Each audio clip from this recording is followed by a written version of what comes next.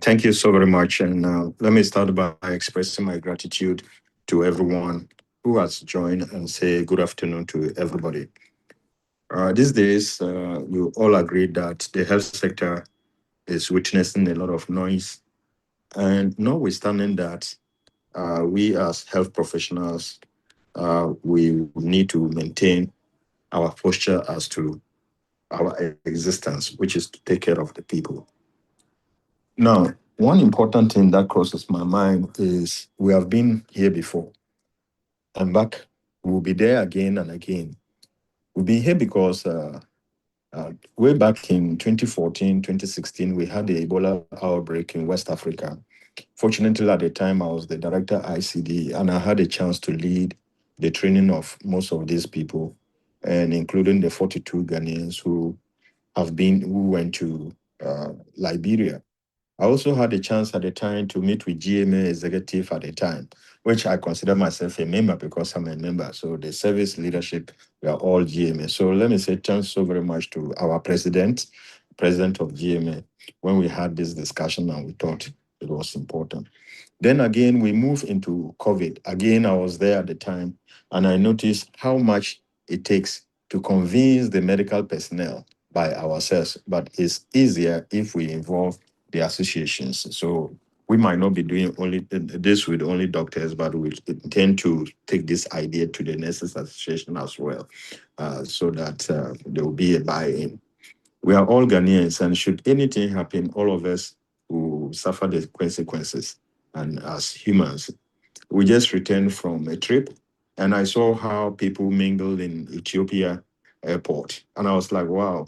It's very difficult to know who is coming from Congo and who is coming from Uganda or who is coming from Ghana. And then the next flight, we are all in Ghana. Not only Ghanaians, but with all foreigners. So I think that the best way for us to really, really be prepared is to be talking of the issue of Ebola, which is real. And fortunately enough, as I say, we have the people who have even interacted with the disease before.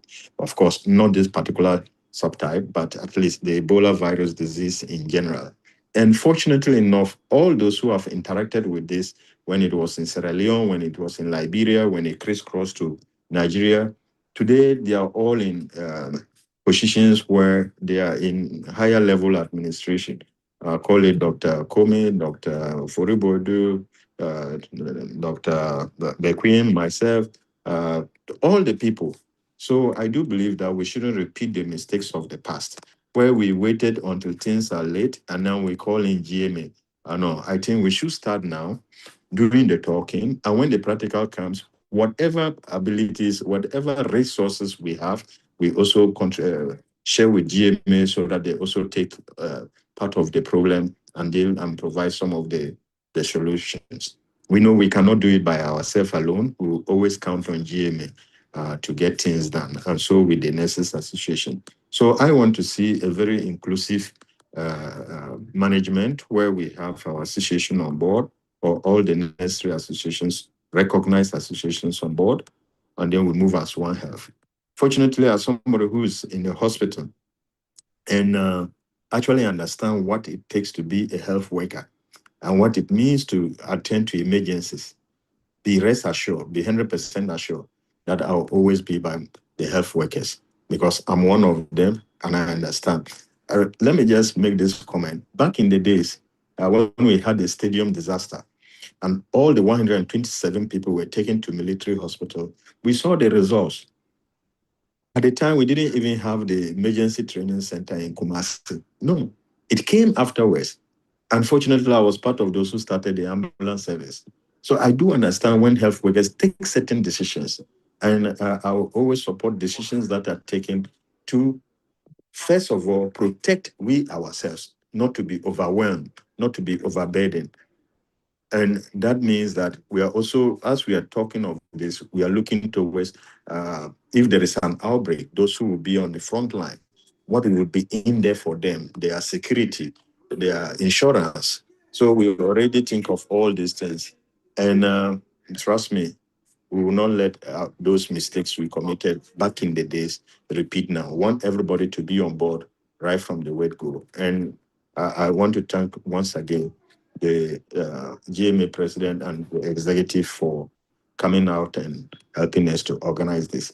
So with this, the team would go ahead and debrief very openly, and I hope to hear interactions and preparedness and very open, so that we'll look at the mistakes, we'll look at our gaps. It's not only for Ebola, it can be for any other disease, so that we can have a more prepared and a better health system that will protect the people. Thank you so very much.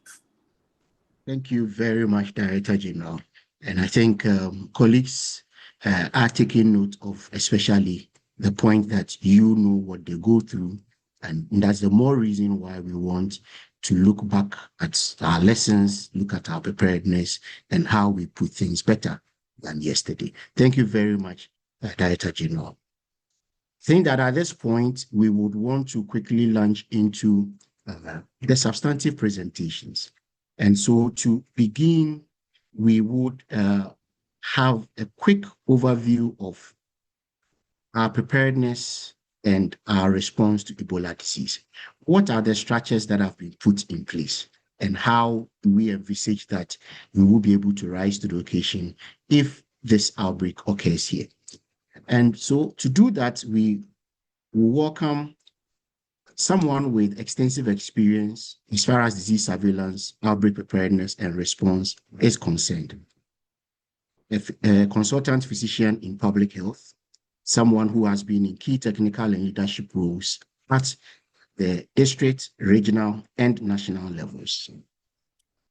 We would invite Dr. Franklin Asiedu-Bekwin, currently the Director Public Health at the Ghana Health Service, to take us through overview of Ghana's preparedness and response to Ebola disease. Director, you are welcome. Thank you. Yes, thank you very much, Joshua, and good afternoon to Gigi and President and all on the call. So let me start by sharing my slides.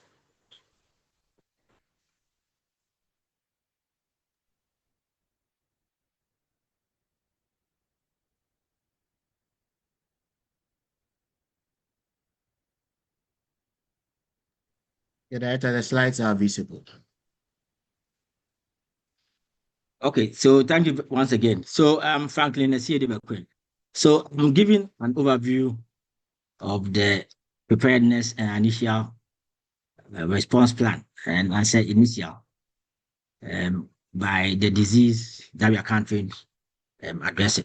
So this presentation is a snapshot of our plan, and I'll give a brief situation analysis and a risk assessment. Let me say that WHO has made an assessment globally, regionally, and we make projections to countries, but I'll give meaning to what is it that we are having in Ghana. And then in that context, what are we doing as a country? So that will give the strategic plan or framework for our response.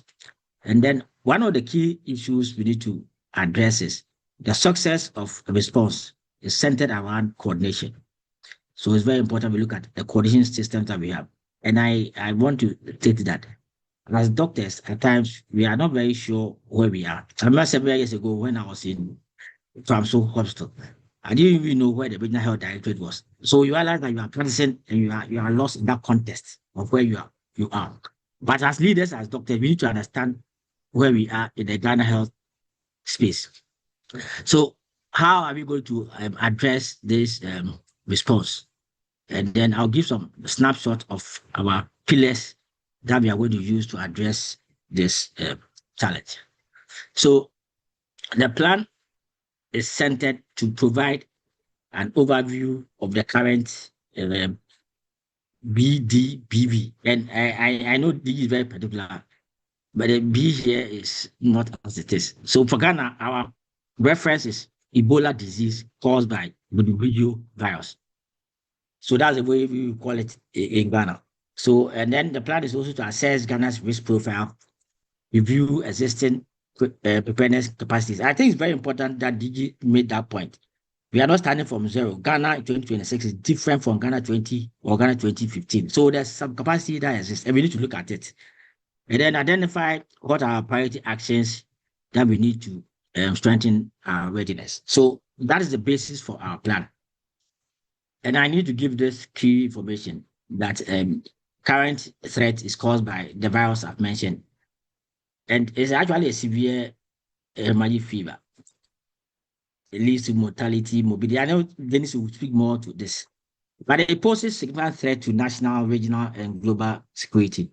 So the plan draws on lessons that we have learned from the previous Ebola disease outbreak, which we didn't have, but we had COVID, we had Mpox, and we had Marburg. So this actually is a background of our plan. And our plan is in line with the IHR 2005, also a public health act, a One Health approach. Currently, you cannot address such magnitude of outbreaks without using a One Health approach. And even has to do with the all government, all society approach. And then Africa CDC and WHO has come out with the Continental Preparedness and Response Plan. So our plan is in line with that plan. So what is our current national capacities? And it's very important we know that for now, Ghana, we have our EOC, which I would say is more of a technical coordination point, and we have it situated in Ghana for now. And it's ready. I mean, it's one of the best Africa CDC actually supported us. So it's one of the centers that we have in Africa. Then we also try to have regional EOCs. So these are coordination points. And for now, I think we have about 12, but our 8 are fully functional. So these are the centers that you can actually sit to discuss issues of emergency preparedness. Then we have our surveillance system, and I need to state that Ghana has one of the sensitive surveillance systems. So in terms of our readiness, I would say we are moderate to high because we use the indicator-based surveillance, and then we are also using the event-based surveillance. Even now, we are using wastewater and environmental surveillance. These are all structures that improve the sensitivity of our surveillance system. So clearly, if Ebola should come to Ghana, we are very likely to get it quite early. Then our lab network, very important. We have 3 prominent labs, Noguchi, HCCR, and our reference lab. So in terms of our readiness, we have a moderate, but we can expand. You know, when we had COVID, we expanded to involve the private. So in terms of lab capacity, I think we are moderate. Treatment centers, I know Dr. Komi will talk about it. Ghana 2026 is very much different. We have treatment centers. I think about 10 of them are quite functioning. We have GIDC, we have Kolebu, we have others in other regions. So those are the treatment centers that we may use to manage cases if it is okay. Then we have our National Ambulance Service, which is also moderate and functioning.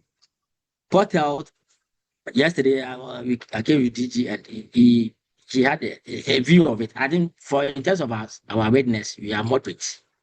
We can actually expand. Currently now, we have about 46, I would say, point of entries, but they vary in terms of functionality.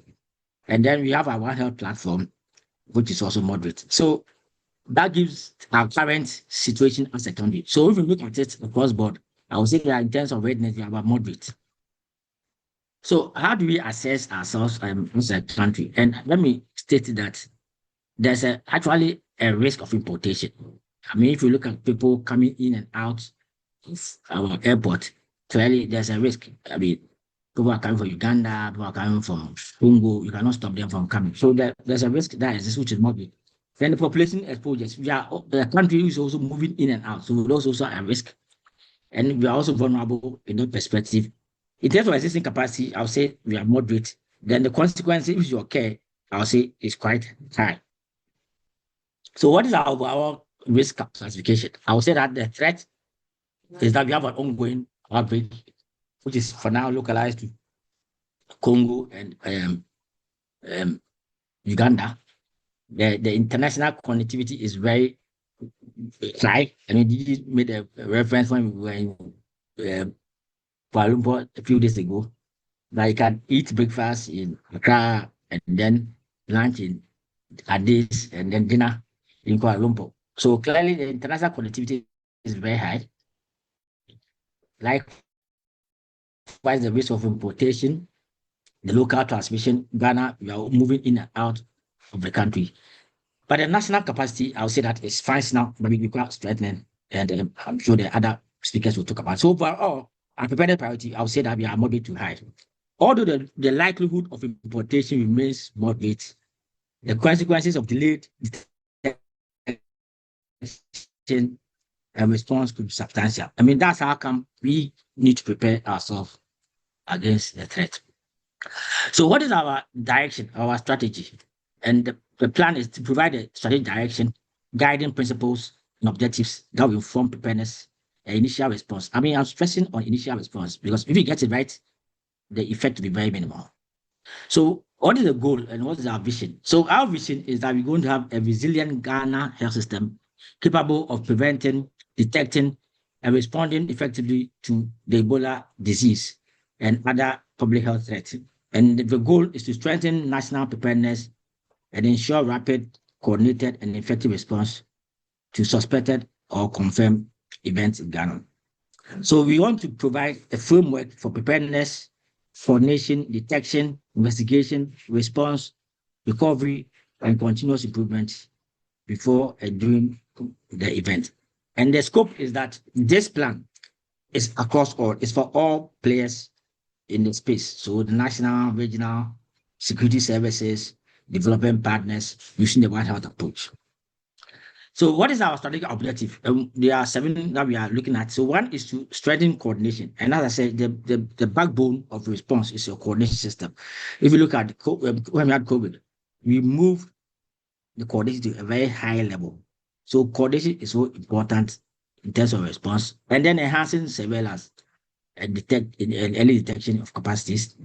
And then strengthen our laboratory preparedness to improve clinical management and referral systems, protect healthcare workers. Digit mention of it. Health workers should feel protected to offer their best. To strengthen risk communication. In the era of social media, risk communication is so key for us. And then we need to get the community also on our side. So community engagement is important. And then we need to recover. So basically, these are our objectives as a country. So in terms of coordination, if you look at the Ghana's emergency structure, it's on national, regional, and district level. And I want to get this thing that as doctors, we need to understand where we're playing. So the topmost emergency structure is the Interministerial Coordinating Committee, where for a long time it has not been used. COVID was the first time that I think it was used, where we had the task force. So that is the highest body in terms of emergency management. And where in terms of COVID, it was the president who was chairing, and we had the deputy vice president as a deputy. So that gives a direction and a drive for emergencies, and also give mobilized resources. So that's the interministerial. And below it is what they call the NTCC, the National Technical Coordinating Committee. These technical persons of the ministers, and they actually give meanings to the policy drive of the ministers. Below it is the EOC. So this is a technical coordinating component of our response. So this is where there's a lot of analysis and drive, and that moves up to have clear policy directions. So for Ghana, we have one which is sitting in Pantan. And the catchword is PHEOC. There are a number of EOC, but this was a public health emergency operations center. So we can have another more EOC, but this was a public health emergency operations center, which is so important for public health emergencies. So you actually operate in the emergency incident management structure. In that instance, there may be an appointment of an incident manager, but for Ghana, our de facto incident manager is a DG, so he kind of gives direction when there's a threat of public health emergency. So for now, assuming we should have the Ebola in Ghana, DG will be the incident manager, and then he can delegate to other players. So the region also has similar structures. So we have the Public Health Emergency Management Committee, which is actually chaired by the regional minister. So to get your drive, there must be political leadership. So they actually drive management of emergencies at the regional level. And if you go to a district, it's a DCE, and they work through their technical persons through the rapid response teams. And if you look at the right, there's something which is very important. It's the flow of reporting. When we had the COVID, one day I had a call from the current CEO of National Health Insurance. He called me, Franklin, what is happening? The data is still not changing, and yet I see my friends getting COVID. The issue was that the cases were not being reported. And if there's no report, there's no way you can have a different national picture. So at that time, you have people who go to private facilities, they get cases, they get COVID confirmed, and there's no report to the civil system. So it's very important to have a better idea of your response. There must be clear reporting, whether it's private or whether it's public. And in some instances, if you're a pure clinician, and you say you see a case, you write on a lab form, and then sample is sent to the Gucci, and it bypasses the civil system, there's no way it will be part of our national data set. So the picture here is just a snapshot of our national EOC. There are 23 of such EOCs across Africa. So one of the things that we need to do that in the light that we don't have a confirmed case, we need to do simulations and with tabletop functional EOCs or full-scale simulation sciences. So how are we going to function to address this threat? So we have actually prioritized certain locations in Ghana, at least at this early stages. So we have prioritized our Accra International Airport, Tema, Takoradi. So these are our ports of entry. The thinking is that the first cases of the country of Ebola will come from the port of entry. So we need to be well prepared such areas to address it. Then if you get a confirmed case, we need to treat them. Where are they going to treat them? So we have actually earmarked GIDC, Kolebo, Konfonochi, Tamale, and whole team of stuff. So these are some of the operational objectives we're going to use. So it's about detecting suspected cases early, and this is very, very important. You can detect and then start identifying your contacts, and that will help you to minimize the effect of the pathogen. And also ensure rapid notification and investigation. Use someone intertwined with the first one. Strengthen laboratory confirmation capacity. For now, we have 3, but it becomes a challenge. You will need to expand it to involve other labs across the country. We have a number of labs in the environmental space, we in the health space, and even in the animal space. Then provide safe and effective clinical management, protect healthcare workers and communities, prevent local transmission, ensure effective coordination, strengthen risk communication, support community, and then facilitate recovery. So these are very important for us as a country. And we tend to react on it based on several focus. So I'm going a bit detailed into our response pillars. So there are 11 response pillars we have in the country. So 1 is the coordination, 2 is surveillance, 3 is laboratory, 4 is case management, 5 is IPC, WASH, 6 is ambulance, 7 is mortality surveillance, 8 is port of entry, 9 is risk communication, 10 is community security and risk and access community. This is very, very important. If you look at what is happening in Congo DR, it tells you the security cannot be ignored. And then the logistics and supply chain. Logistics and supply chain is also very important. We need to get assurance of our response when we have a lot of PPs and other logistics. So I'm trying to look at a few of the pillars as they run. So pillar 1, coordination. Our objective is to strengthen coordination and readiness. And our priority is to make sure that we get the IMS activated. As I said, when there's a confirmed case, the DG becomes the automatic de facto incident manager. But then it will move across several regions. Surveillance, we need to do early detection and investigation. So we're going to do the event-based or enhanced event-based, indicator-based, contact tracing and event verification, which Dr. Lai will talk more about it. Our laboratory preparedness and diagnosis, the focus is timely diagnosis, which is so crucial for us. And for now, we have our 3 labs, and the issue is about readiness, sample transport, and laboratory training for our staff. So the first one is about case management, clinical care, and psychosocial. This is so important for us. For a disease like Ebola, the psychosocial aspect is so crucial for us. So we need to look at safe management of cases. And the priority is to have treatment center readiness clinical protocols, psychosocial support. I know that we have a VHF guideline which is being updated, which we're going to use for this threat. So there's an IPC, environmental health and wash. So the objective is to prevent transmission, and our key priorities is to make sure that we have PPE available, hand hygiene, waste management, and environmental decontamination.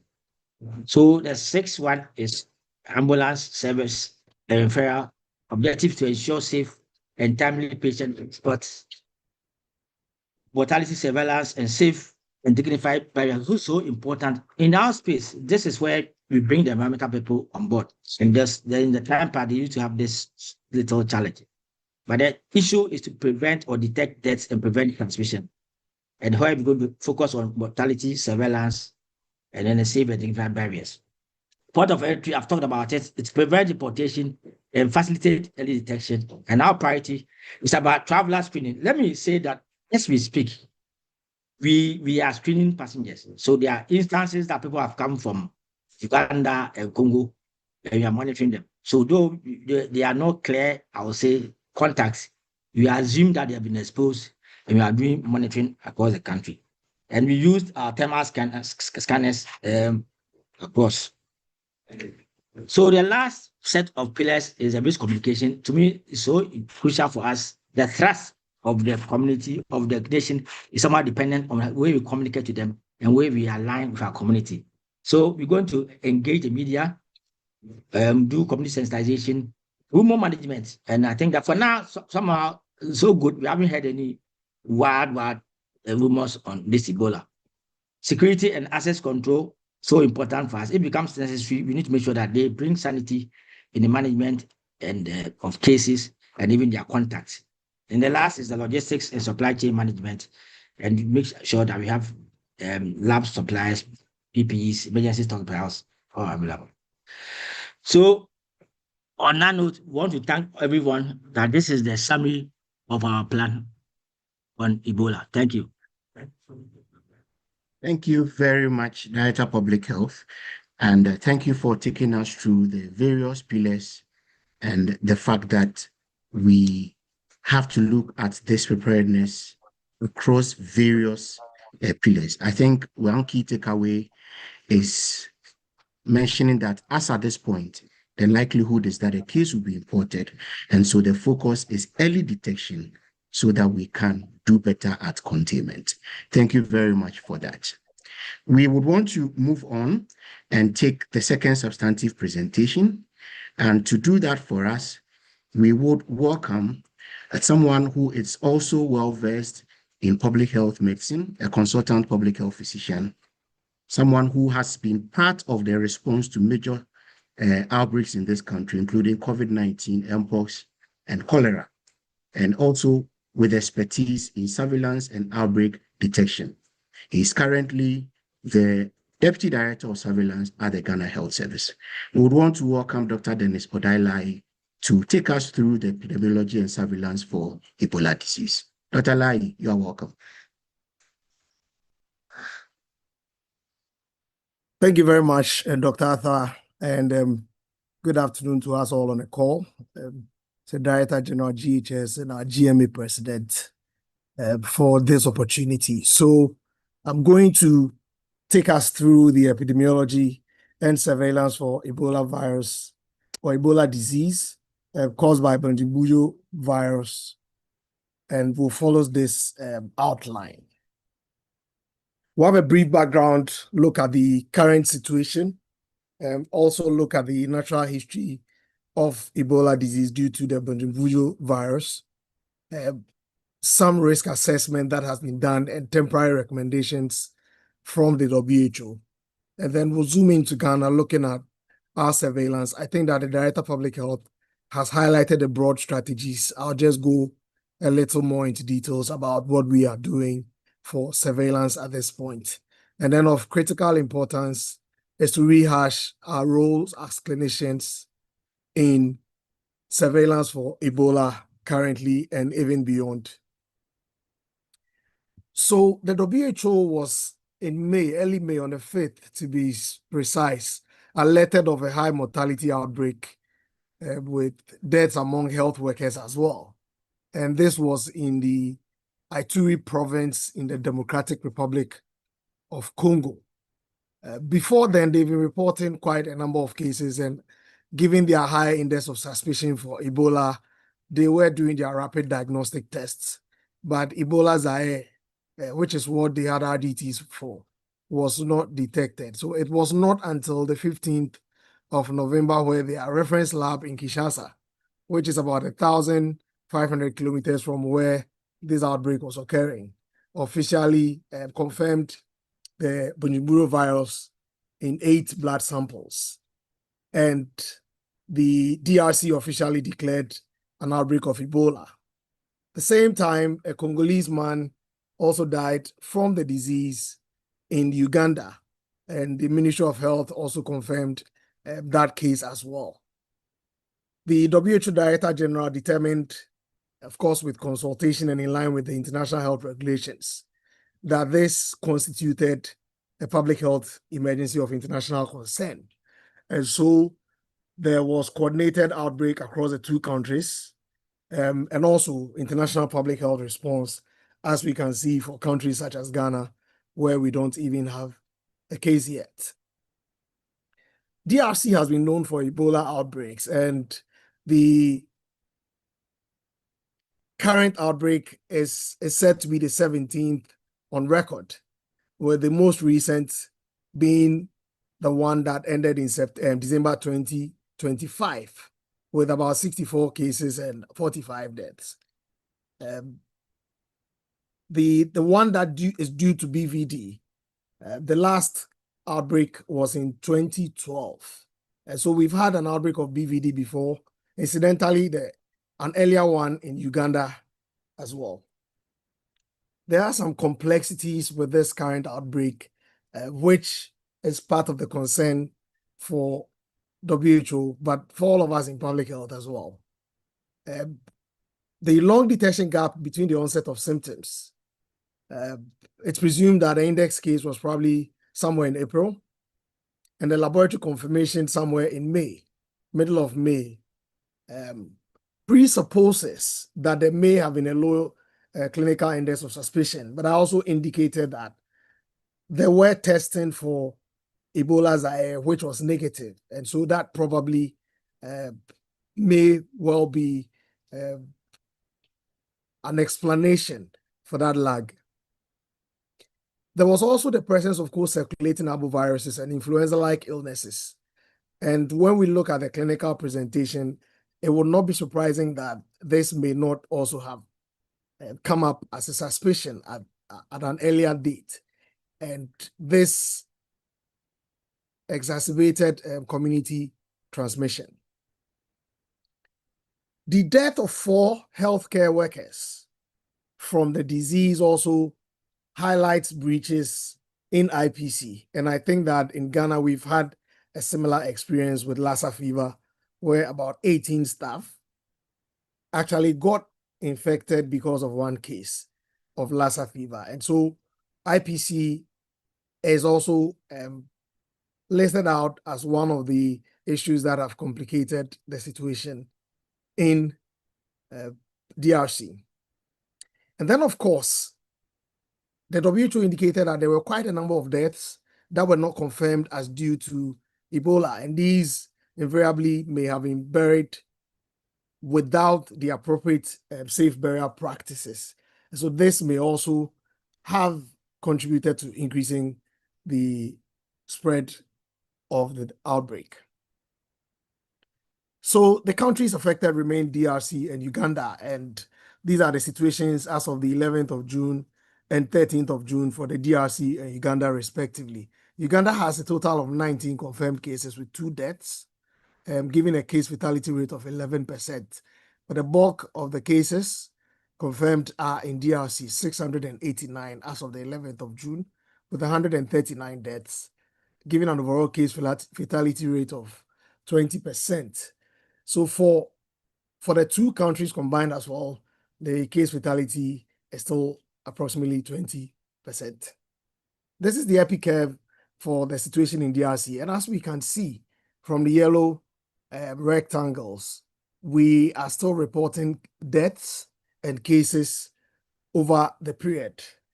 Deaths ranging from between 5 to 15 over the last few days. And so the outbreak is nowhere near over.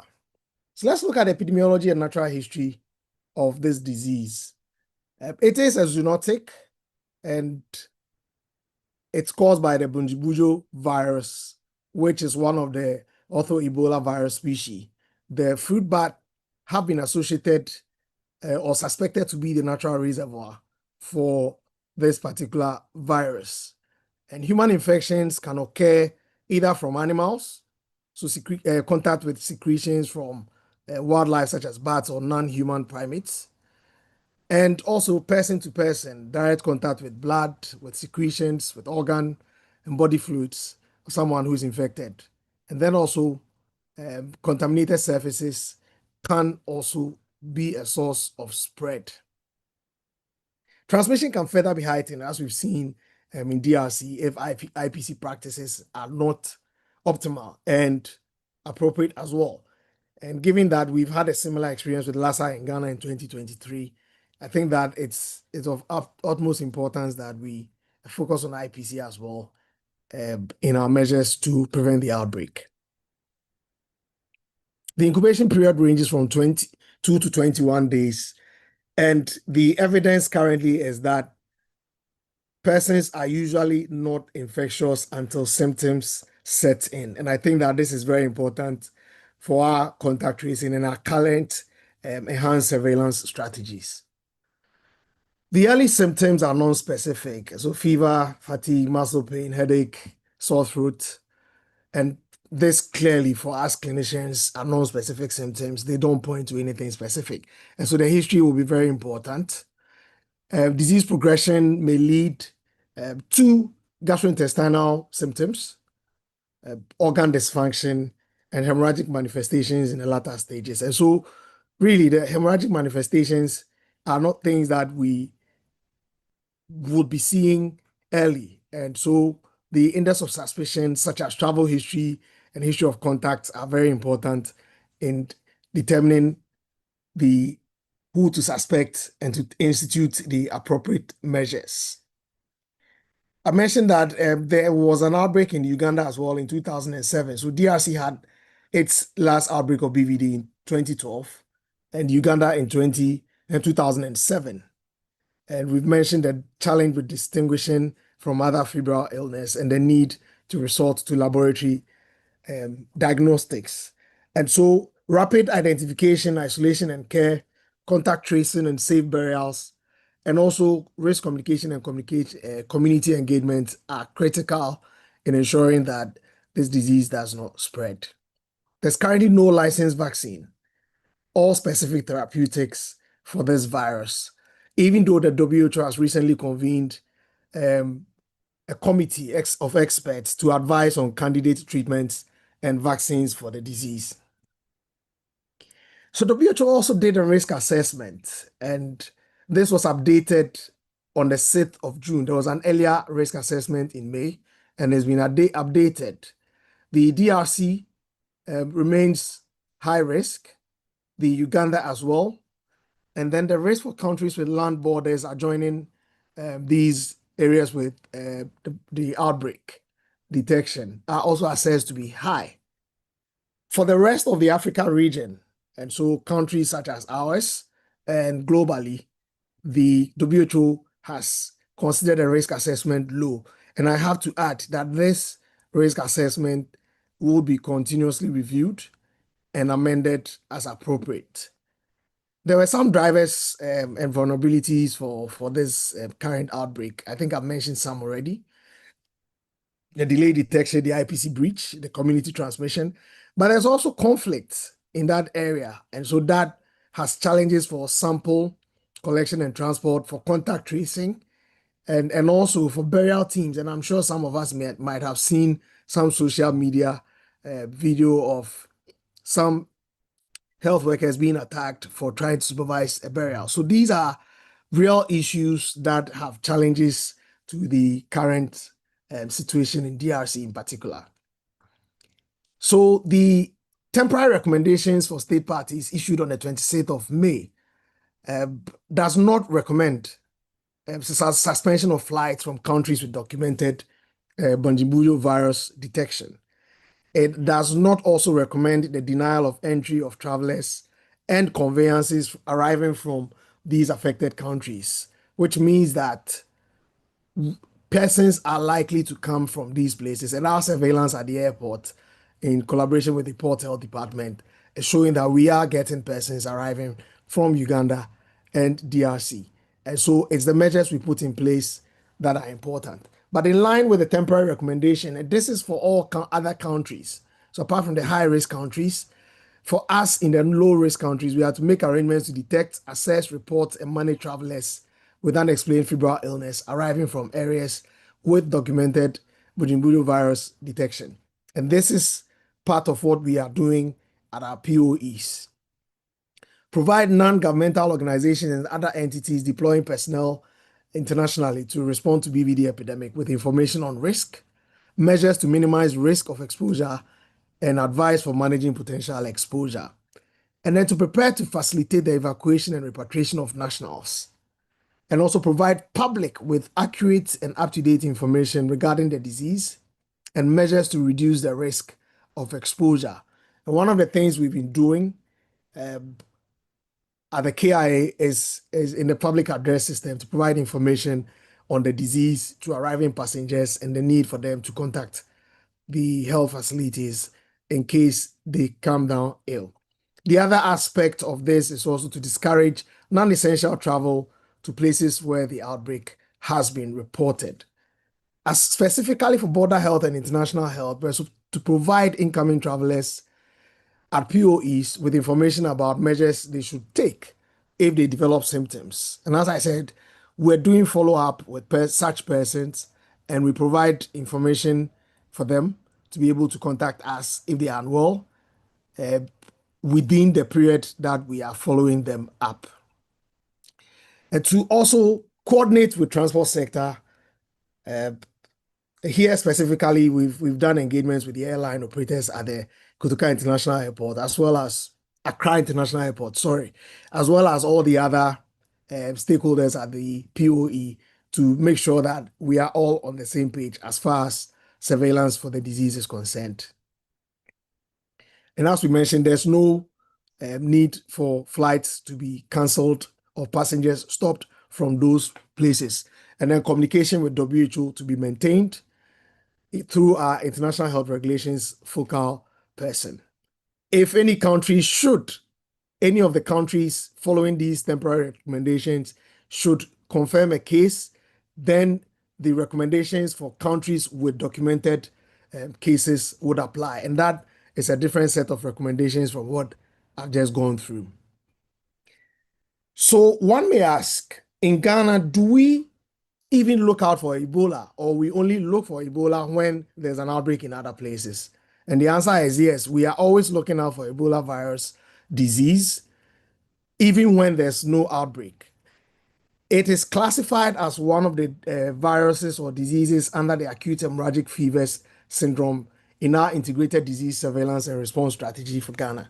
And the pathogens of concern for the acute hemorrhagic fevers are Ebola, Marburg, Lassa, Rift Valley, Crimean Congo, West Nile fever, dengue, and yellow fever. Even though yellow fever stands on its own as well, but it's also part of the pathogens. And the two guidelines we're using, there's a technical guidelines for event-based surveillance, which just looks at community-based reporting of persons or unexplained deaths among animals, for example. These are proxy indicators that we use to detect or suspect these cases and take the necessary actions. Whereas the integrated disease surveillance and response is what we use in our clinical settings and also for trained volunteers to look specifically for symptoms and take appropriate measures. So the acute hemorrhagic fever syndrome, this is what our suspected case is. So acute onset of fever of less than 3 weeks duration in a severely ill patient or a dead person, and any two of the following. So whether there's a hemorrhage or purpuric rash, epistaxis, hematemesis, hemoptysis, hematochezia, or other hemorrhagic symptoms, and no known predisposing factors for hemorrhagic manifestations or clinical suspicion of any of the viral diseases. So this is a suspected case when we do not have Ebola as we have currently in the other place, in the other countries. A probable case is a suspected case with an epidemiologic link. So that means that we are able to establish that this confirmed case has one way or the other come into contact with this person who has symptoms and for whom we have not been able to test to confirm whether the person has the disease. So that is a probable case. And a confirmed case is a suspected case for whom we've been able to detect the specific pathogen. Remember, there were a list of viruses for acute hemorrhagic fever. And so Ebola is just one of them. Now, the other key thing we do in public health surveillance is that during an outbreak, our case definitions may be changed to correspond to what is happening at that particular time, which means that our case definitions during outbreaks may not necessarily be fixed and may be changed periodically. And it's important that for us as clinicians, we are always abreast with what the current case definition is.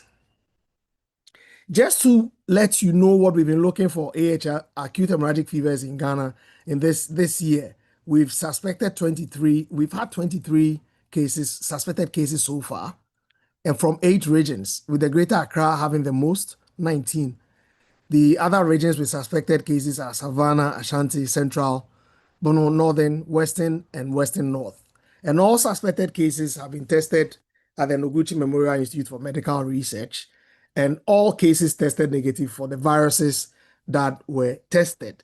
Now, we have what we call SORMAS, which is our surveillance data management dashboard.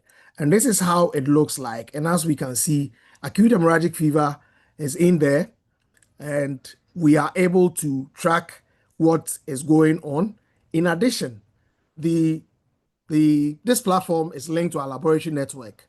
And so we are able to the laboratories are able to put in the results for the confirmed cases, as you can see where I've circled. So we can see that the third one, in the bigger ellipse is EVD. So Ebola was also tested for all those samples that as suspected cases that I highlighted earlier on. So now we have Bundinbugyo virus outbreak, and we have to have a working case definition for this. But I also have to say this before I even go on, that it doesn't mean that we're not looking for acute hemorrhagic fevers anymore, because this current case definition is specific for Ebola disease due to Bundinbugyo virus. But we can have the other hemorrhagic fevers still happening. And so we are not throwing the acute hemorrhagic fever case definition away, but we are adding this on specifically for BVD, whilst we also maintain our surveillance for the others. So a suspected case for Bundinbugyo virus disease or Ebola virus due to Ebola disease due to Bundinbugyo virus is an individual presenting with an acute onset of fever and no alternative diagnosis, with a recent history of travel to any country with confirmed cases of BVD, and with 3 or more of the following symptoms. So the clinical presentation, the exclusion of other possible causes of the fever, and a recent history of travel to these countries that have cases. Currently, it's DRC and Uganda. If that changes, that means that we would amend the case definition as well. But at least we are certain that is the 2 countries for now, plus any 3 of these symptoms. A probable case will be a case with epidemiologic link to a confirmed case or outbreak. The laboratory specimens are not available or awaited. And then, of course, once the suspected case has laboratory confirmation, we can then say it is a confirmed case. Our designated laboratories for testing are the National Public Health and Reference Lab at Kolebu, the Noguchi Memorial Institute for Medical Research Lab at the University of Ghana, and the Kumasi Center for Collaborative Research Lab, Kumasi. Our current strategies are looking at strengthening surveillance at our points of entry. As the Director of Public Health mentioned, this is our priority now because we don't have cases in country. And so most likely a case may be imported. But it doesn't also mean that likely if the case comes in, we might be able to pick it at the entry point because they may be asymptomatic on entry. And so the focus, even though it's on our points of entry, we also have internal surveillance ongoing. And we ensure that there's adequate advanced identification of potentially exposed persons based on the country of origin or transit prior to arrival in Ghana. And these persons are identified, they are interviewed by our point of entry staff, our portal staff, and then information relayed to us, the disease surveillance department, and also to the region where the persons arriving are going to stay. Now, once we have this information, it's also passed on to the district of residence for this or these persons who have arrived. And they will be followed up for the entire duration of stay in Ghana, up to 21 days, given the incubation period. And so if they stay shorter, we follow for the period, twice daily follow-up, either through phone calls or personal contact. And we've also liaised with the various hotels where they may be staying so that they keep a log of persons who have used their facilities for the period that these persons are there. And this work by the district is under the supervision of the respective regional health directorate and the disease surveillance department. So what is our role, or what are our roles as clinicians in this outbreak, or specifically for surveillance at this point? One is to familiarize ourselves with what the surveillance system in Ghana is. So the application of case definition, and remember I mentioned that we're not throwing away acute hemorrhagic fever. We're doing that concurrently with the case definition that we have for Ebola disease due to Bundinbugyo virus. Prompt notification of the appropriate public health authority. The Director of Public Health in his presentation mentioned that even for him as a clinician some years ago in a district, he had no idea even where the regional health directorate was. Some of us may have institutional public health units, and so for us, that will be the first point of call if we suspect a case. Otherwise, the district health directorate for where our facility is located or the person we are attending to is located have to be notified promptly. An appropriate sample should be collected, and this is the clinician's responsibility, a blood sample, and to be sent to those labs that we've designated. Once we liaise with the institutional public health unit or the district health directorate, the samples will be transported to the appropriate lab for testing. And it's also within the clinician's domain to be able to identify any contacts and document them so that such contacts can be followed up. There's therefore the need to maintain a high index of suspicion given the current outbreak, and especially given that the symptoms at the onset are non-specific. And so travel history and assessment of exposure risk is essential in the clinician's role as far as surveillance is concerned. The other thing, and I think I've flogged this old horse several times, but I need to make that point. Otherwise, we'll only be looking for Ebola and forget about the other acute hemorrhagic fevers. And so we're doing surveillance concurrently for the two, and we need to bear that in mind. And risk communication and community engagement at every level, whether it's a patient in front of you in the consulting room, the OPD, or even a forum like this, or other platforms that may be given to doctors, we need to be able to communicate about this disease to everyone. So in summary, we're saying that the outbreak of Ebola disease caused by Bundinbugyo virus in DRC and Uganda has been declared a public health emergency of international concern by the WHO. There are currently no confirmed cases beyond these two countries. The WHO's risk assessment categorizes Ghana among low-risk countries globally. Surveillance for acute hemorrhagic fever has been the basis for Ebola disease surveillance in Ghana. And the case definition for acute hemorrhagic fever has not been shelved because of the outbreak of Ebola, but we have a specific case definition for Ebola disease due to Bundinbugyo virus. And the clinician has a critical role in surveillance for Ebola disease caused by Bundinbugyo virus. I want to acknowledge the DG, Director of Public Health, my colleagues in the Public Health Disease Surveillance Department, Dr. Tab and Dr. Arthur, Professor Moako, and also Prof. York and the entire GMA for this opportunity. I thank you very much for your attention. Over. Thank you very much, Dr. Lai. And that is a lot of information for us. I think the key takeaway for me is that as a country, as all of us here who are playing the function of detection and reporting in surveillance, we have always been part of Ebola or acute hemorrhagic fever surveillance. Now, what is being added on now is that once you are seeing your patients, always think of the travel history, think of what is happening across our geography.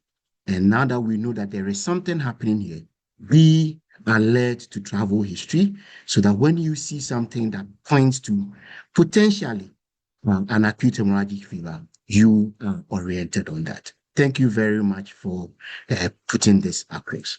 Now, before we jump into a full discussion of what we've listened to today, there is one last presentation. And to do that, we would invite a fellow of the West Africa College of Physicians, a member of so many of our national response teams. He was part of Ebola, COVID-19, Mpox. Most of us have known him for his extensive clinical experience in managing complex infectious disease cases. We want to invite the director of the Ghana Infectious Disease Center, Dr. Joseph Ajeto-Olivakome, to take us through the case management, IPC considerations, and safe burial when it comes to Ebola virus disease. Dr. Komi, we are listening to you. Thank you very much. Please, can I be heard? You are loud and clear. Thank you. I just also want to stand on the existing protocols, thanking the GMA and thanking the GHS for this opportunity. So this is just to sensitize us on what we need to know as doctors when it comes to Ebola virus disease.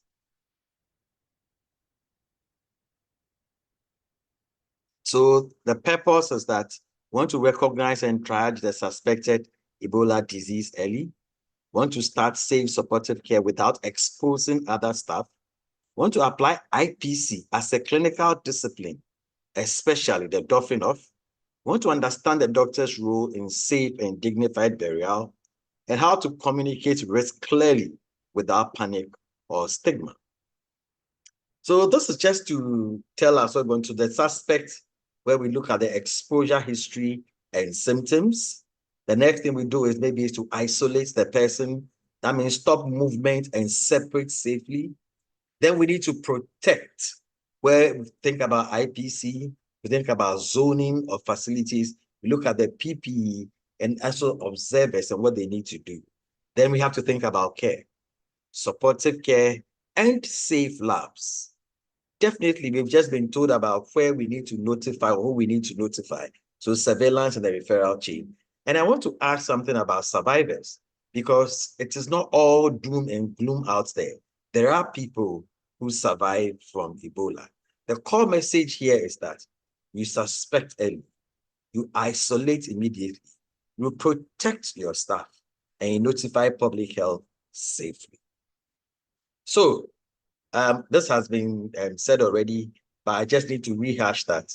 The relevant clinical risk is not bleeding or fever alone.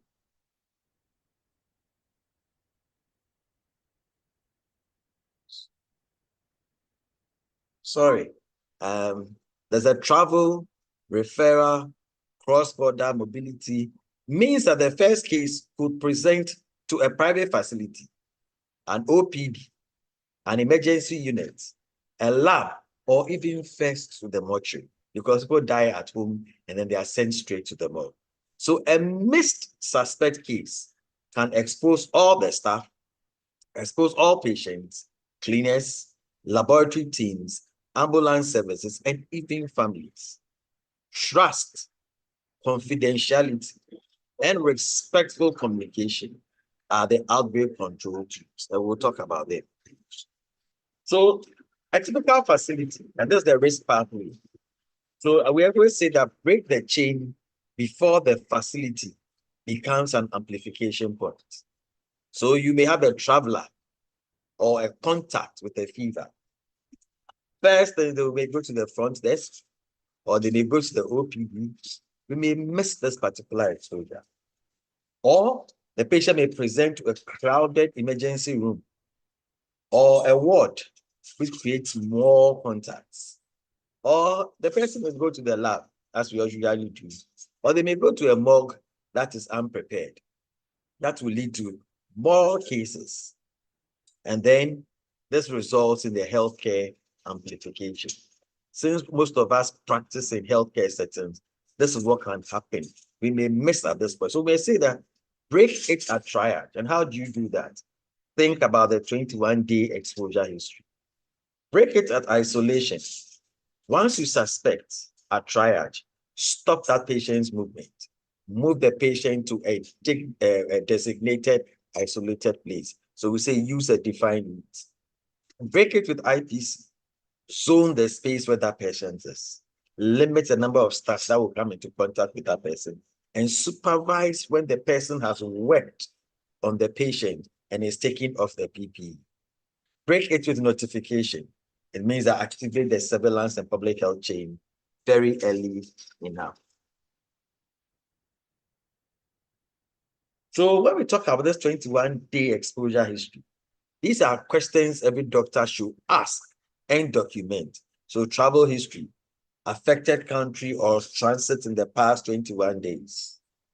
Contact. So have you cared for or transported or lived with or touched a suspected or confirmed case? The fluids, we talk about body fluids. So here is blood, there's vomitus, stool, urine, sweat, breast milk, semen, or even contaminated linen. Funeral, whether you've been present at your funeral or you were part of the people who washed or you touched or you dressed or helped bury someone after a febrile illness. These are all questions we are asking and we need to document. Healthcare setting, whether the person had a needle stick injury recently, a splash, or the person was wearing PPE and then there was a breach in their PPE. Or let's say somebody in the lab or the mortuary has been exposed. And then animals. We love our bushmeat. So whether you've come into contact with bushmeat, bats, or wildlife carcass over this 20. So when we talk about the 21-day exposure history, this is what we are talking about. Travel, contact, fluids, funerals, healthcare settings, even animals. The practical rule is that a missing exposure history is an IPC failure, not a clerking omission. And I want us to remember that. In this day and time, when we're talking about possible risk of Ebola, a missing exposure history is an IPC failure and not just a clerking omission. So the clinical suspicion, I want to say that it's important that we recognize Ebola without waiting for bleeding. Very, very important. Once you're having bleeding, it means you're towards the end of the disease. So the early symptoms, fever, severe weakness, myalgia, headache, sore throat. Then when it's progressing, then you start having the wet. So we call these ones the dry symptoms. Then we have the wet symptoms. So vomiting, diarrhea, you get the conjunctival injection, a rash, and then the severe disease where the patient may present in shock, they become confused, they may have oliguria, respiratory distress, and then bleeding may be late or absent. Bleeding may be late or absent. So let's take note of that one also. Bleeding may be late or absent. So do not wait for bleeding. Fever plus a relevant exposure is enough to trigger Ebola precautions. I want to repeat that. Fever plus relevant exposure is enough to trigger Ebola precautions. So the first 10 minutes of a suspected case, the doctor's immediate action algorithm, stop. Once they say you feel that this person is a suspect, stop movement. Keep the patient away from crowded areas. So when we say stop movement, definitely you get a suspected case, or you are prompted that maybe this could be a suspected case. Let the patient stay where the patient is. Then isolate. It means that definitely you have to move to a pre-identified isolation space. And in this day and age, every facility should have a pre-identified isolation space. It will be suicidal on any facilities, whether private or government, not to have a predefined or pre-identified isolation space. Protect. So when all these things is done, as you move the patient there, you do wear your appropriate PPE before contact. That as much as possible, let us limit the staff. And I always say that in times like this, when you suspect things like Ebola, it should be the experienced clinicians that should be at the forefront, and not the inexperienced clinician, else there shall be mistakes. We need to lead and let the rest follow. Notify. At least the IPC focal person in the facility needs to be notified as early as possible. The surveillance team, so the public health professionals there, the disease control professionals there, and then quickly notify your district, and then we'll go to region, and the chain continues. Then when all this is said and done, the last thing which is critical is you need to stabilize that patient. You can't say that you suspect and put the patient in a room and you don't do anything. That patient must be stabilized. So remember our A, our B, C, D, airway, breathing, circulation, you decide, and the early ambulation, these are things we need to focus on. Fluids, the type of fluids you need to give. If you need to resuscitate with 50-50, do that. Oxygen if the patient needs, and then maybe symptom relief. Once you do this safely, you know that that patient has a greater chance of survival. The next thing I want to say is do not send routine samples. You are suspecting a patient, then you send samples to the lab without what do you call it? The patient is breathless. You suspect Ebola, and then you say, go and do an X-ray before coming. No, we have said that you stop. Let the patient stay where they are. Identify where you're going to take this patient. Map out the route to that particular place because it's predefined already. Make sure the person who will be attending to the patient wears the appropriate PPE. Limit the number of staff that will be coming into contact with that particular patient. Prioritize such that your most experienced people are the ones who may do the initial contacts. Notify and then stabilize this particular person. And I said that always remember, this is not the time that you are taking, routine samples, imaging or referrals through usual pathways. Do not do that until the public health team has cleared and said that we do not think this is definitely Ebola. So there are differential diagnoses in Ghana we need to take note of. Malaria, if you look at the dry symptoms, it's just like somebody with malaria, or maybe enteric, or somebody who has presented with sepsis, confusion, there's no bleeding. Meningitis and encephalitis may present with confusion. Viral hepatitis may present the same way. And even somebody with severe gastro may present with the same wet symptoms that we are talking about. But also consider that as a country, we've experienced Lassa fever. So we have Lassa fever. We have experienced dengue. So we think about dengue. Yes, we have seen people with antibodies to chikungunya. So yes, there's chikungunya around. So think about it. Yellow fever. Think about yellow fever. Good old COVID or the usual flu that we tend to have. And then the other viral hemorrhagic fevers. Okay. So think about all these as differentials. I must say that a positive malaria test does not exclude Ebola when the exposure history fits. So have a fever, have a travel history, the 21 travel history fits perfectly. But then when you test me for malaria, I also have malaria. So you say, okay, because it's positive for malaria, and even though the person has a fever, the malaria can explain the fever, and then you throw away your 21-day history or your positive history. No. Treat likely reversible conditions whilst preserving isolation and your PPE and education path. I must say that the clinical trap is, it is probably malaria. You have a positive history, you have a fever, and malaria test is positive. So you say it is malaria. Let us try and avoid the trap of malaria. So what are your case management principles? First, we need to resuscitate. So if the person can tolerate fluids, oral fluids, give your ORS. If not, resort to your IV crystalloids for shock and dehydration, your good old normal saline and Ringer's lactate. Correct glucose abnormalities and electrolytes when needed. People may be vomiting, so antiemetics are there. Paracetamol for your fever and pain, okay? Fever and pain, use paracetamol. Try and avoid the NSAIDs. Empiric antibiotics if sepsis is suspected. And then if you do the malaria test and it's positive, treat also for malaria. What things do we need to monitor as the patient is in isolation? We are thinking about the vitals and the urine output. If the person is bleeding, assess the bleeding episodes, quantify the amount of bleeding, the mental state of that particular person, the renal function if possible. And I always say that oxygen is key.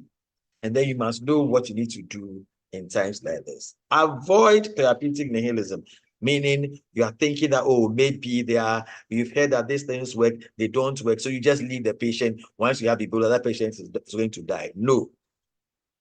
Isolation must go together with safe, humane clinical care. Don't say that you've heard that when somebody has Ebola, the prognosis is poor. So you suspect, leave the patient in the room whilst waiting for somebody else to come and do something. Please let us avoid that. For who are those with severe disease and the high-risk groups? We say the person has severe disease when the person has shock and severe dehydration. Person has hypoglycemia or with some acidosis, renal impairment, respiratory distress, or the person is bleeding with altered consciousness. These are the people we say have severe disease. Who are those classified at high-risk groups? Children, because they become rapidly dehydrated. People who are pregnant, because obstetric complications may overlap with some of the things that we see in Ebola. So if you don't take care, you may lose them quickly. And then people with comorbid disease. So think about even healthcare workers after exposure, we are considered high-risk groups. These are things I will say. They say senior review before push. I beg you. CPR, intubation or suctioning, passing central lines, dialysis. These are complex things in Ebola management that if you are not skilled at, please do not attempt. It is not all doom and gloom, like I said. There are people that recover. When they recover, it is not their end of care. They need to be followed up. They need to be counseled. They need to be reintegrated. So during the discharge, we say that discharge through the approved clinical or public health process. And we know that you must have 2 negative tests so that we can say that you have recovered from Ebola and then you are discharged home. And you need to link that. We need to have survival clinics that like we say. People who have recovered from Ebola still have other issues, just like we saw in COVID, that people who recover with COVID have long COVID. People who recover from Ebola still have some issues, so they still need to be seen in their clinic. Then there are some of the end up with complications for eye, so and some hearing loss, fatigue, and mental health needs. So once we discharge or they survive and we discharge, we need to follow them up. Then there are some people that may have persistent virus, and usually been said that it's been documented that the virus remains in the sanctuary site, especially the testis and in semen, for close to 1 year after recovery, for close to 1 year after recovery. So you need to counsel and let these people know that, yes, you may have recovered from Ebola, but the virus may still be present in your semen. And as such, you should be testing the semen also for the presence of this virus. When you test and you have negative, consecutive negative samples in the urine, in the semen, then you say, okay, this person is. So until such time, condoms or abstinence is important. Semen testing for male survivors where it is available, and especially advice for pregnancy and breastfeeding. Yes, it's also seen in breast milk. So a mother may survive Ebola, but she may still have Ebola virus present in the breast milk. So we need to think about that. Then remember that after you have said all this, you need to protect confidentiality. Yes, I've survived as from Ebola, but I may have Ebola still present in my semen. Nobody should know about this. This should be confidential. No names, no photos. We shouldn't gossip on our WhatsApp platform. We need to provide psychosocial support and then link these people up to maybe other people who have survived Ebola so that at least there's some sharing of knowledge. Plan a safe return to family. Work. You may find that health workers may have Ebola. And then when they are returning to work, other people may be asking ourselves, are you sure they have recovered? Are you sure they can work? We need to think about all this. So the key message for me, for us, all of us, is that survivors are not a threat to ordinary social contact after recovery.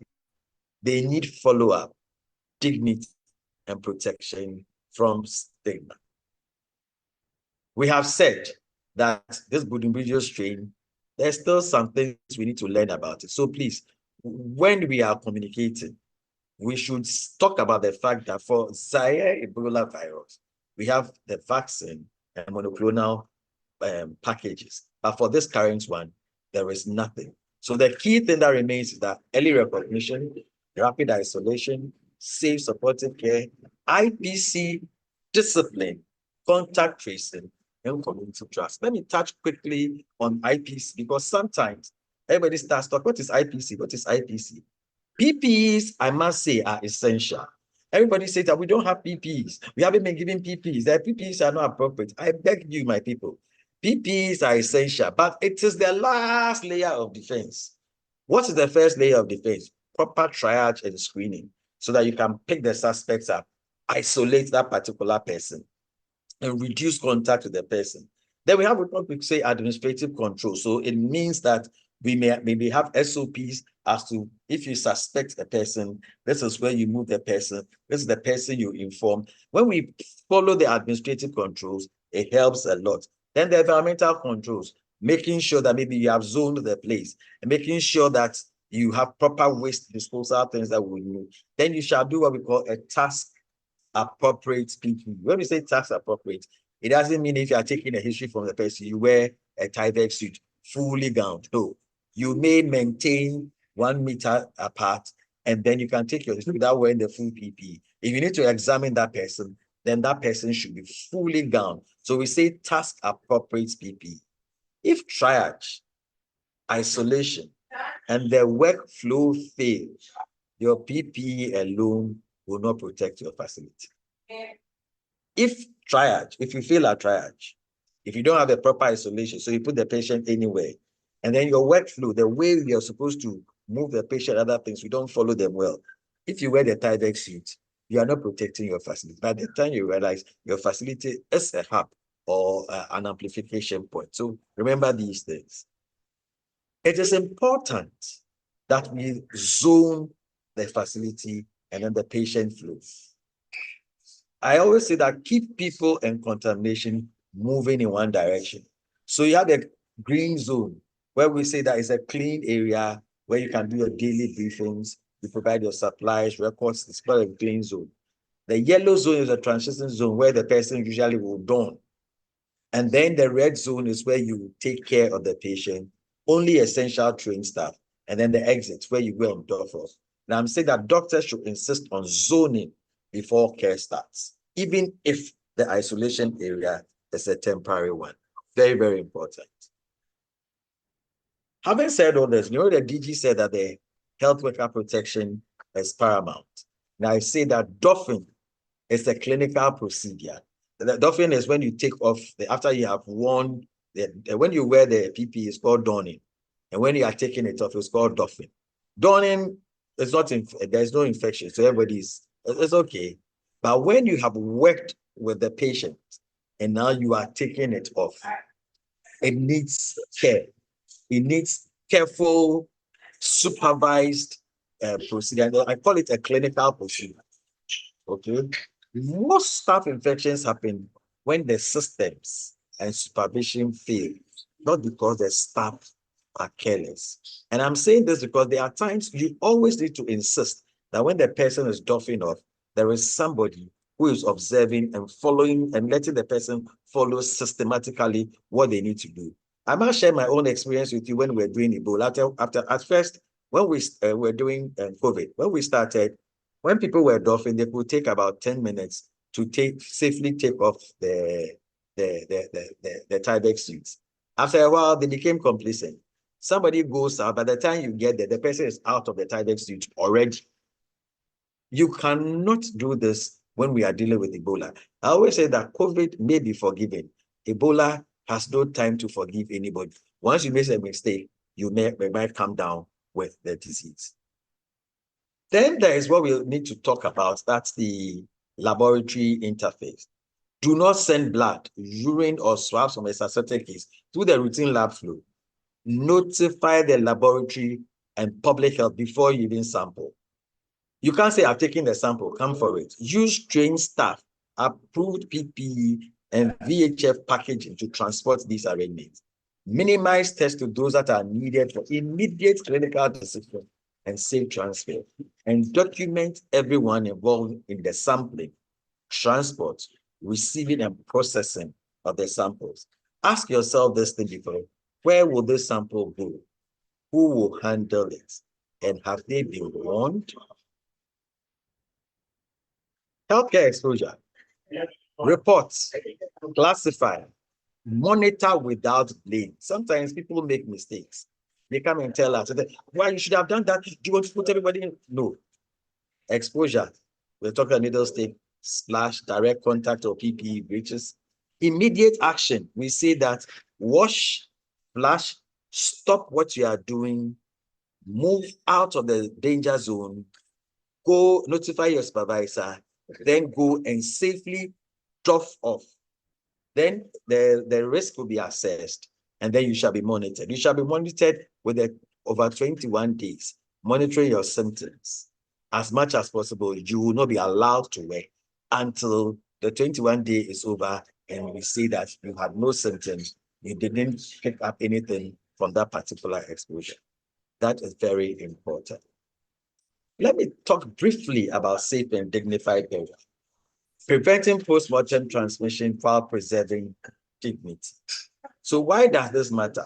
Of all the things that are highly infectious in Ebola, it is the body.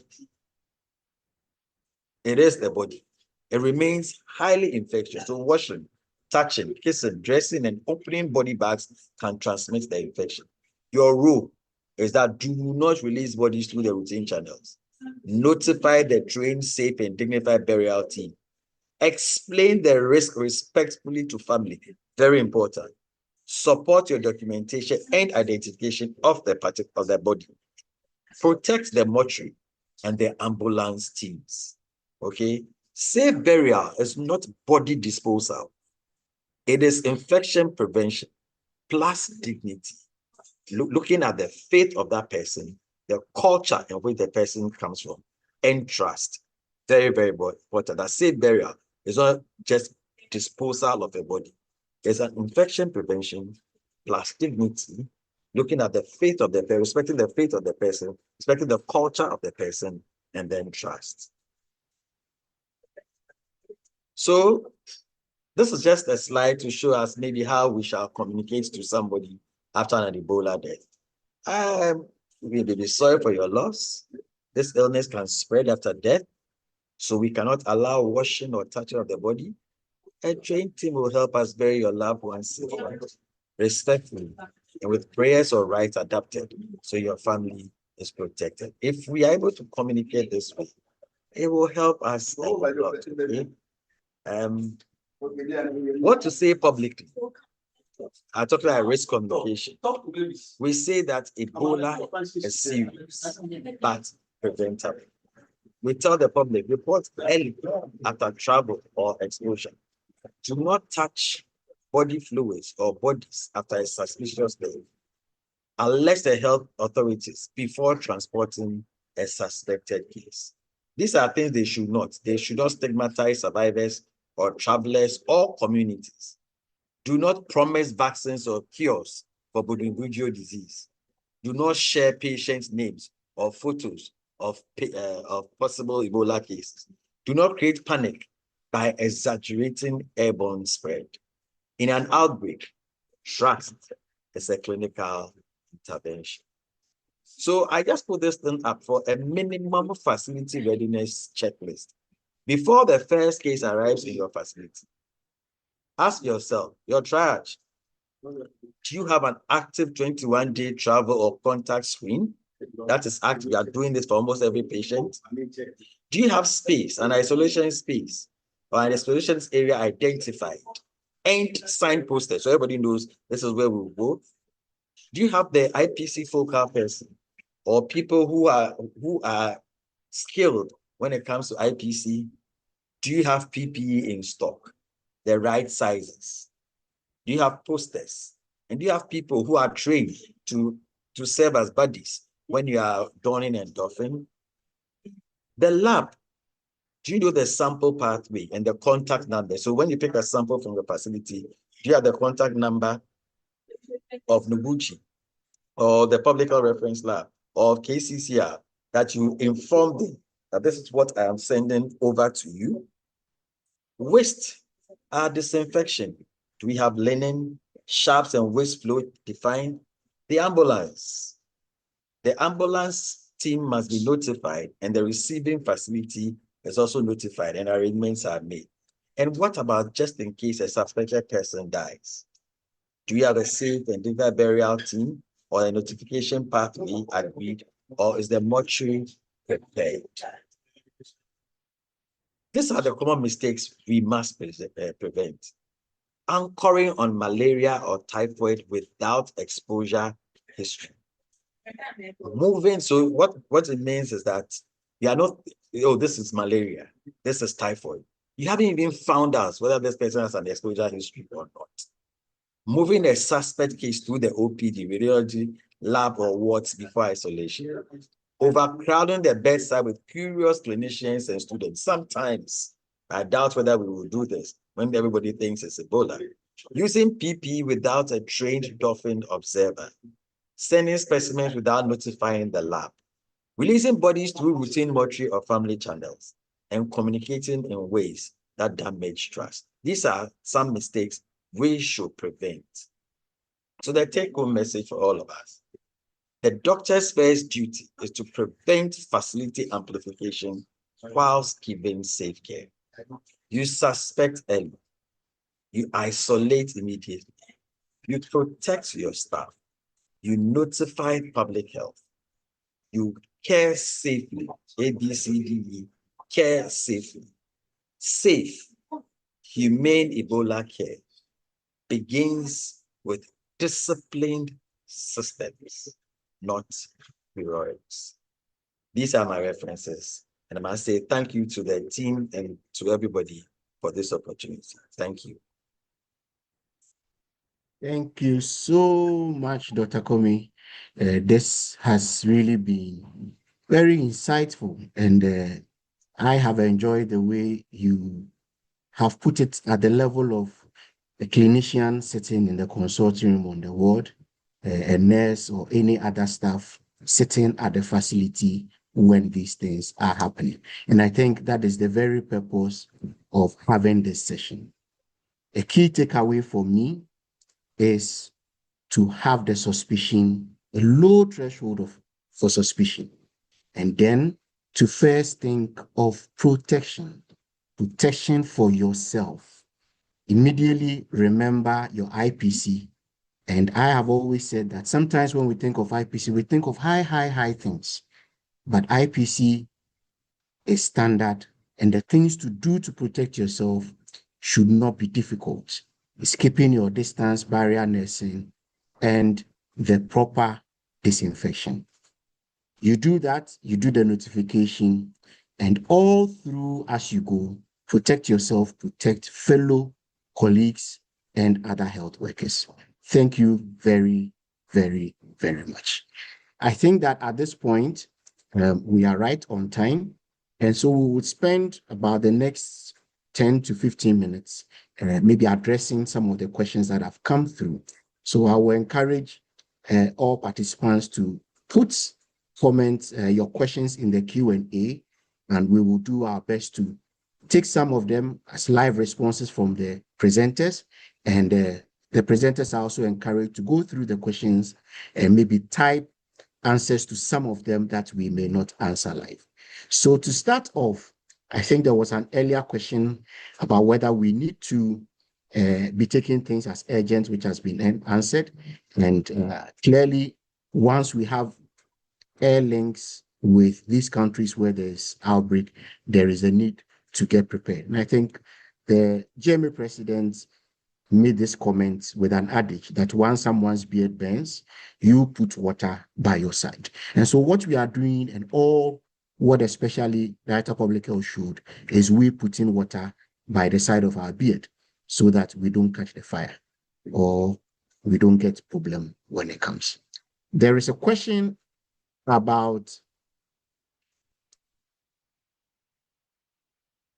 whether there is, I think Dr. Kwame, this question is for you. If there is moderate pain and paracetamol is not helping, you mentioned that NSAIDs are contraindicated. What do we do? Can we do opioids? So maybe if you would help us take that answer, that is the only case, the one I've seen about case management so far. And I think there's one about in facilities where there is no isolation ward, proper isolation ward. What do we do before referral? So if you can help us take those two first questions, and we'll take the other questions. Okay, so thank you very much. Yes, when the pain is not responding to paracetamol, we can do our weak opioids. You can do the opioids. Avoid the NSAIDs, but you can use the opioids. So that is answered. Then the question is, I don't want to agree with the question is a facility where there's no isolation. In this day and age, after Ebola 2016, after COVID 2019, every facility should have somewhere that they've earmarked that just in case somebody hits our door. Because once a patient hits your facility, that patient has come to you for help. It is you who triaged and picked up that patient as a suspect. You can't say that I am not ready for you. Once you are operating a facility, there is no excuse to say that you do not have anywhere that you put the patient. Sometimes when we talk about having a place, yes, it's said that the standard isolation is that place must have its own washroom and must have its own bath, just in case, just so that when that person is waiting over there, the person doesn't share any amenities with any other person. I must tell you, if you are able to provide just a small room, you have just a bed over there, and you suspect a case, we spoke about what you do within the first 10 minutes. Within 10 minutes or maximum 20 minutes, a sample, that patient should have been assessed by public health, a sample taken. Once that sample is taken, we think it's a suspected case. If we will look at the facility, it's a small facility. We may be making arrangements to transfer safely that particular patient to where the patient will be safely kept until such time that we have the result. We are told by the labs that our turnaround time is between 24 to 48 hours. So I will not agree with a facility that says in this day and age that we don't have an isolation. Every facility.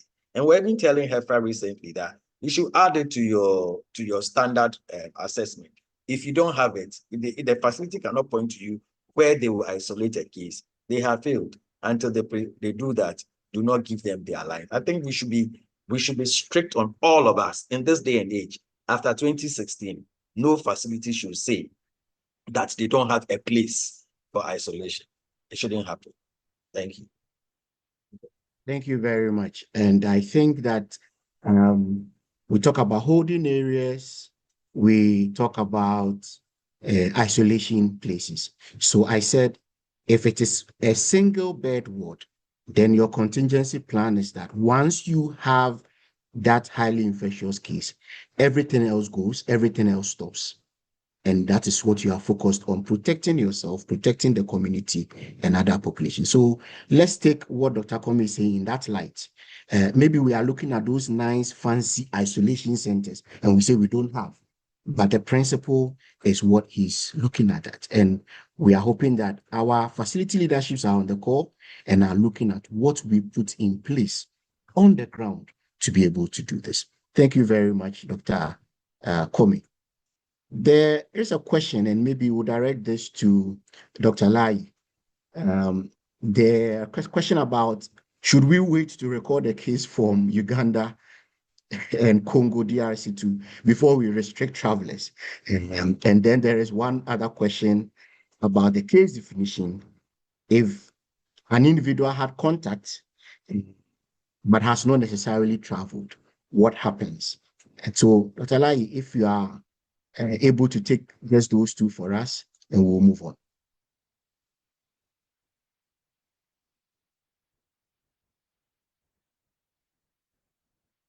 Hello?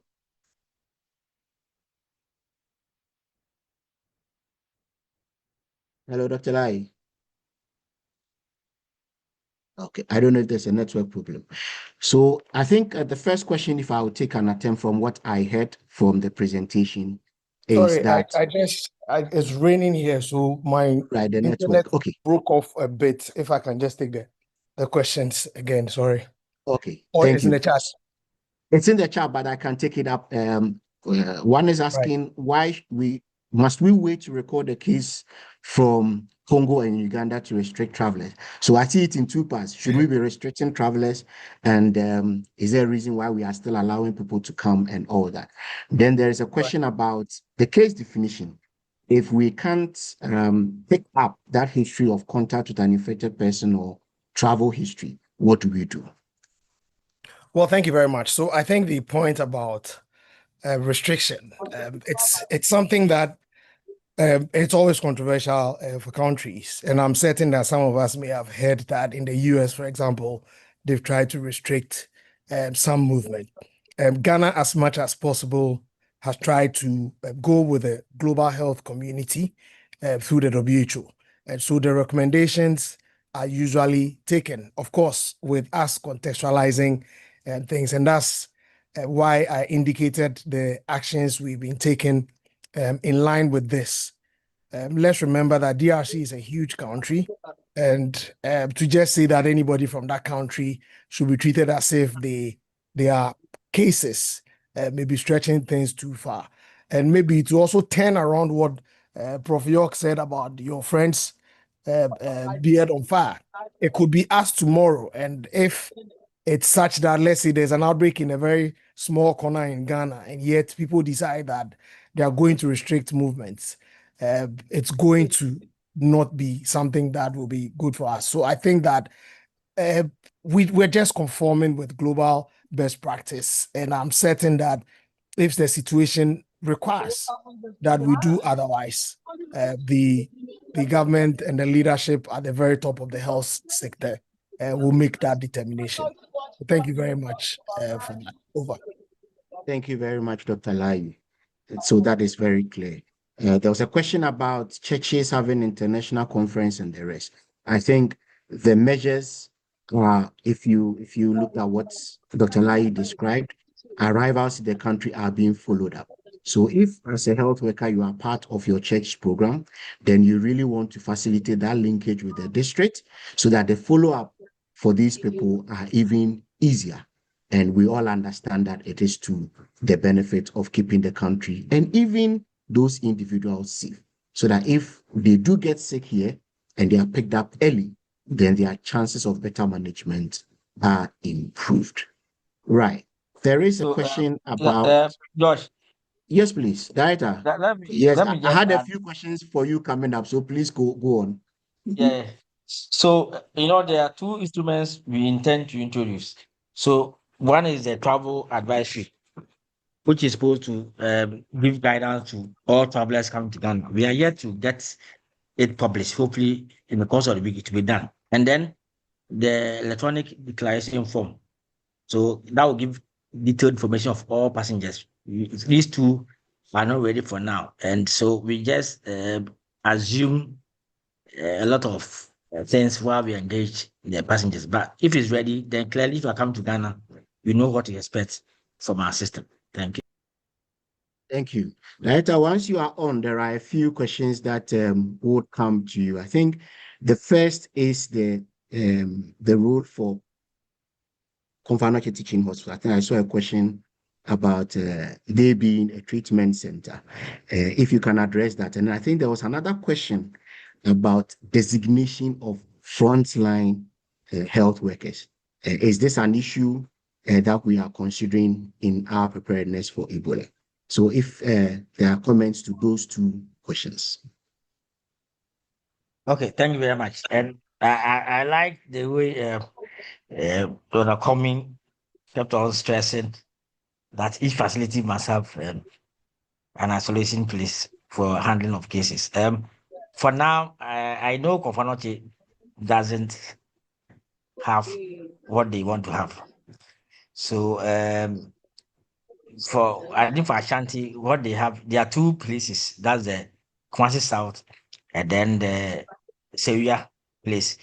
But then what is most important is Kofanoche needs to have a way of getting a space that we can actually initially isolate before thinking about management. So it's something that we need to do. Though they don't have a proper treatment facility, they must have a place for isolation. And then when it comes to the proper treatment, then we can look at Kumasi South and Sevilla.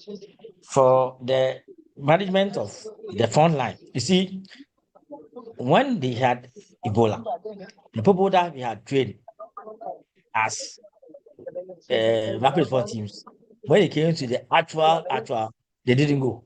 The 42 guys who went, they are not the people that were trained. So normally I keep on asking that when we are training, there must be a question that we need to ask whether or we need to be able to establish something which is out of the norm. But can these people be on the front line when the issue should occur? So on the surface of it, national, regional, and districts must have rapid response teams. And then based on the experience that we had in 2015, we need to have additional questions to ask or backgrounds to ascertain. It's not so easy, but it's something that we can think through. Which people will go when the actual event should occur? But then on the surface of it, every region, every district, every national level must have a set of expertise, lab, surveillance, case management, IPC, risk communication to be able to handle when there's an outbreak. But then, can it be real? I think those are issues that maybe psychosocial will have to come into play. Thank you. Thank you very much, Director. Dr. Richard Salome.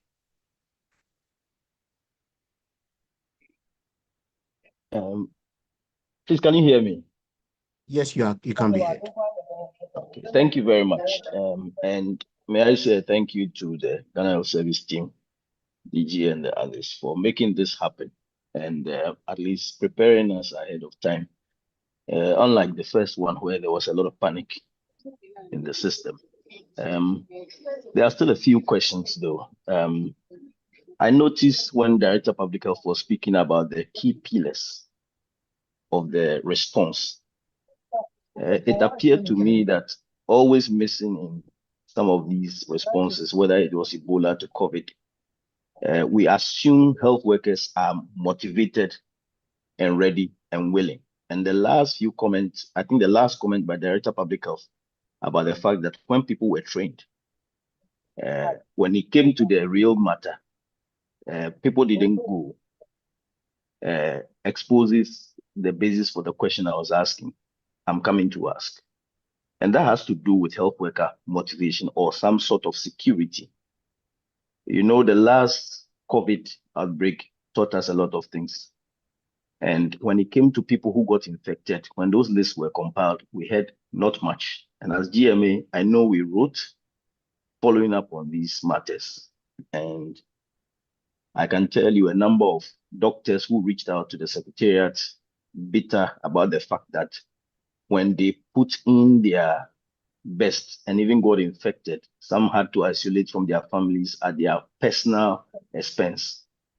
They were excluded from the list, and some never received anything on that insurance package, quote and unquote, that was prepared. How are we preparing to combat this? Because there are health workers who will probably never volunteer, or even if they do, they won't do it. So are we preparing an insurance or compensation package for doctors in preparation and not waiting for the Ebola to come, just as you said? The second question has to do with designation of isolation centers. Clearly, you've even talked about the fact that Komfanochi may not have. I think it's important that the Ghana Health Service at least checks and be sure and support the facilities. It's okay saying that if a facility doesn't have, we will not accept that, but it takes resources to set this up. And so please, it's important that the service checks and support facilities to set this up and be sure and designate them clearly so we know where they are. I know in the past, I led the response in my hospital then. So I know in the past we had big challenges because some will not even accept the patient. And then I didn't hear much about simulations and drills at these treatment centers. Because in the last time as well, when you refer people, people had not rehearsed the donning and doffing, and people had not rehearsed how to receive patients from ambulance, etc. And it was a big problem. And I found it that when we did that at our facility, it helped us when our first case actually, suspected case, which turned out to be positive, actually came in. What are your plans regarding this? And what are the timelines, since we still have flights coming in? Thank you very much. Thank you very much, Dr. Boni. Director, I think you may take the lead to address some of the concerns raised. Okay, so thank you very much. And some of the questions, it will go to DG and the minister. But let me say that we are grateful for this meeting and some of the fallout. So this issue about health worker motivation has lingered, and it's an issue that we need to bring finality to it. And hopefully, GMA and the nurses will engage the hierarchy of the system to get things done properly. So I think it's something that I'll immediately communicate to DG about it. The next one is about the designation of transplant center. I know what you call me is keen on it. So in as much as he is keen, I think that he will also notice about how to be sure that what we need to do to make sure people have the minimum. Because some will be having high hallucinating, but what is the minimum? So I'm sure Dr. Komi, we see how best you can have a quick through the country design or prescribe minimum as opposed to maybe the maximum structures that you need to call isolation places or treatment facilities. So it's something that I'll say is work in progress. When I made my presentation, there was a slide on simulation, and I talked about tabletop, functional, and full drills. So it's one of the things that we're going to do now that we don't have a case to test all aspects. It's not just about clinical, it's about running through all aspects, point of entry, surveillance to the end. So, Richard, we'll come clear how to be done. Let me say that we've submitted the request to the minister. The partners who are also mobilizing. So hopefully we'll get our acts together to get clear timelines about how these things could be started. But then in small ways, some of these simulations have started. I know that we have walkthroughs at the port of entries to see how it will be like when you have an infected passenger. So I think that it started somehow, but we'll get it clearly outlined when our funds are very much in place. So those are my comments. Maybe Dennis or Oliver or anybody can add on. Thank you. Thank you Maybe very let me much. try. Let me add some few things. Thank Yes, you, Dr. Director, Komita, go ahead. for the comments on the isolation centers. I must say that there's a difference between an isolation center and maybe an Ebola treatment unit. The treatment unit will be where every day we will be managing the Ebola cases. Currently in the country, we have close to about 10 infectious disease centers scattered across the regions. Some regions may have more than one, but then some also are supposed to serve zones. So we will do our best. And like you said, we will need to help some of the facilities come up with what they need to do. Some polyclinics, very difficult to even get a small space. I think the call is that let's all put our heads together and let's see what we can do.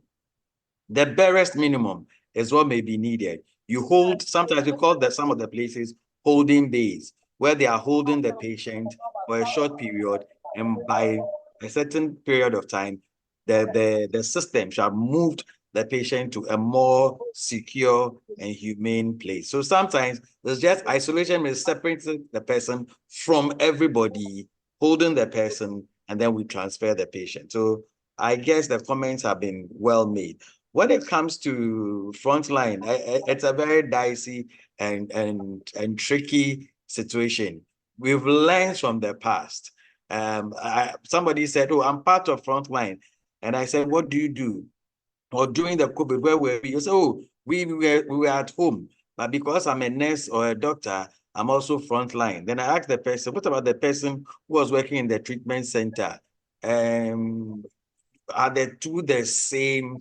It's a very difficult thing. So we also have to learn from the mistakes of the past and situate these things. But we will need the support of the unions, GMA, the Nurses Union, the Medical Lab Science Union, to really fine-tune some of these things. I always say that sometimes we are our own enemies. When there are issues, because there may be some compensation, everybody must be part of the compensation. If there's no compensation, then some people must be the front line. So I think that Dr.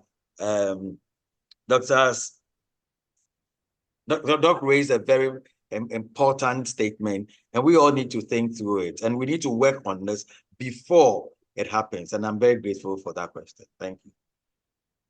Thank you very much.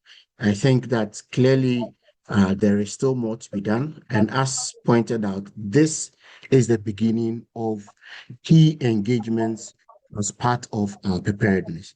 And that is why we need to have this sort of sessions that increases what people know as well as what they can do, and then bring up these issues into focus. I think that right public, in addition to the points about simulation, the simulation materials are available. I think we are aware that even Upper East is planning to do a tabletop this coming week. I know in the past 2 weeks, the emergency medicine and the directorate at CATH have actually brought together some residents and took them through disaster management with some simulation. So I think the key point out here is that if we are going to wait for all the things from the national to come, yes, that is good, and we need that direction. But we are also well placed in our facilities to also deploy some of these things as part of putting ourselves in a good position. And so we want to encourage that dual approach whilst the national level, the top level, looks for support for us. And we also look at what we can do as far as bringing our capacity up where we are at the level that we also operate. So thank you very much all for the inputs. There are a few questions in the chat, and Dr. Komi, I think these are coming back to you.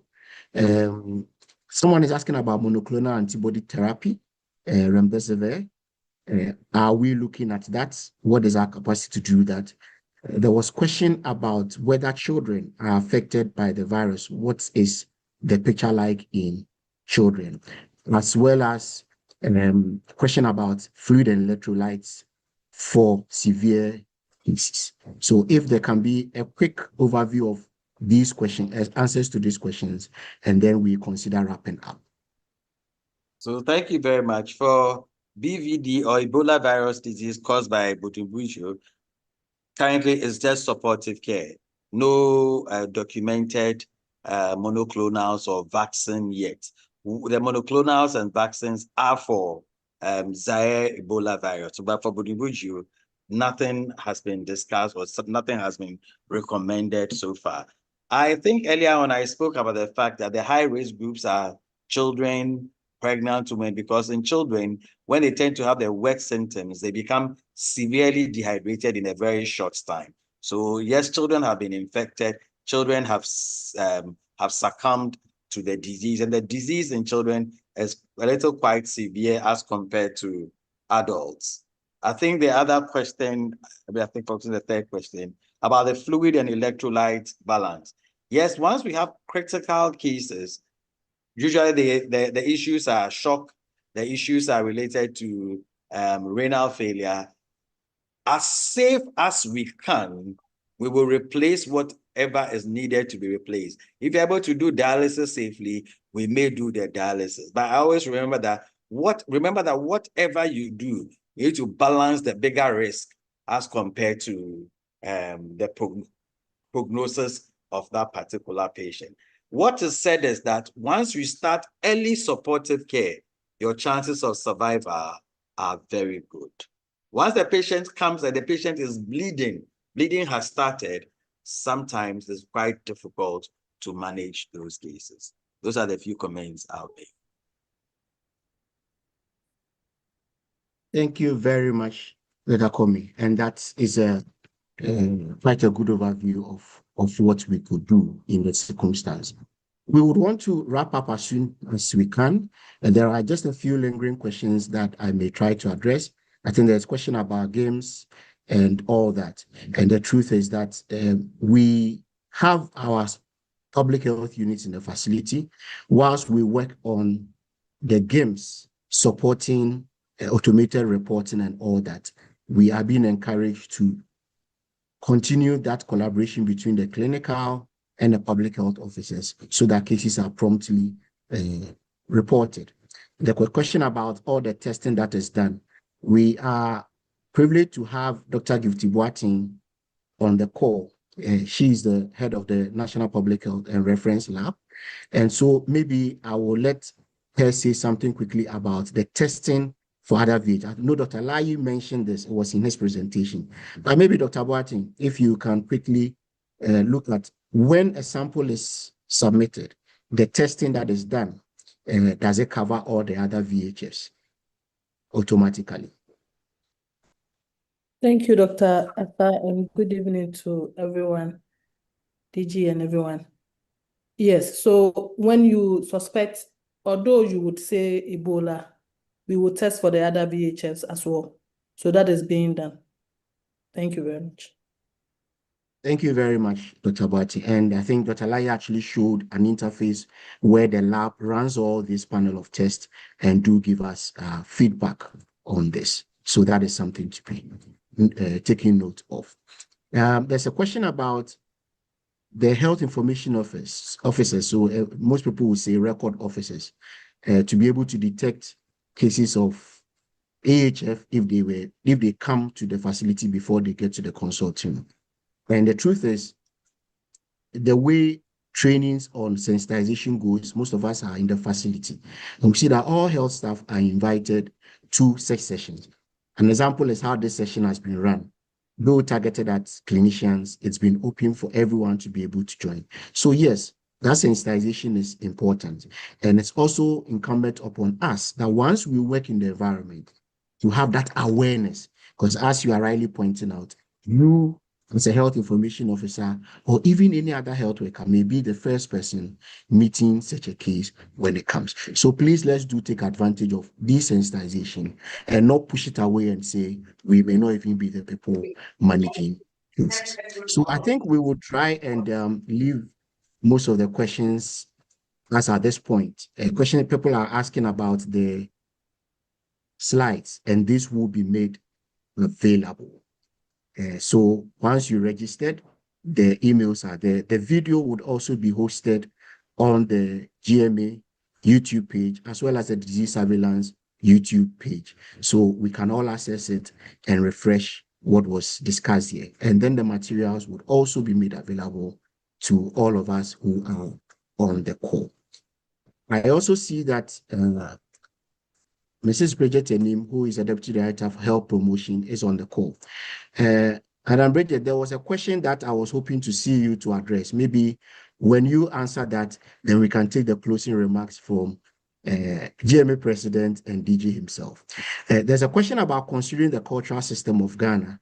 Is there adequate public sensitization on how families care for the sick and manage sick relatives if we are thinking of acute hemorrhagic fevers like Ebola?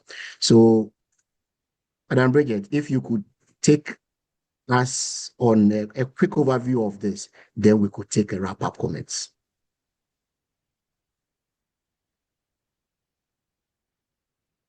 Good evening, all other colleagues on the call.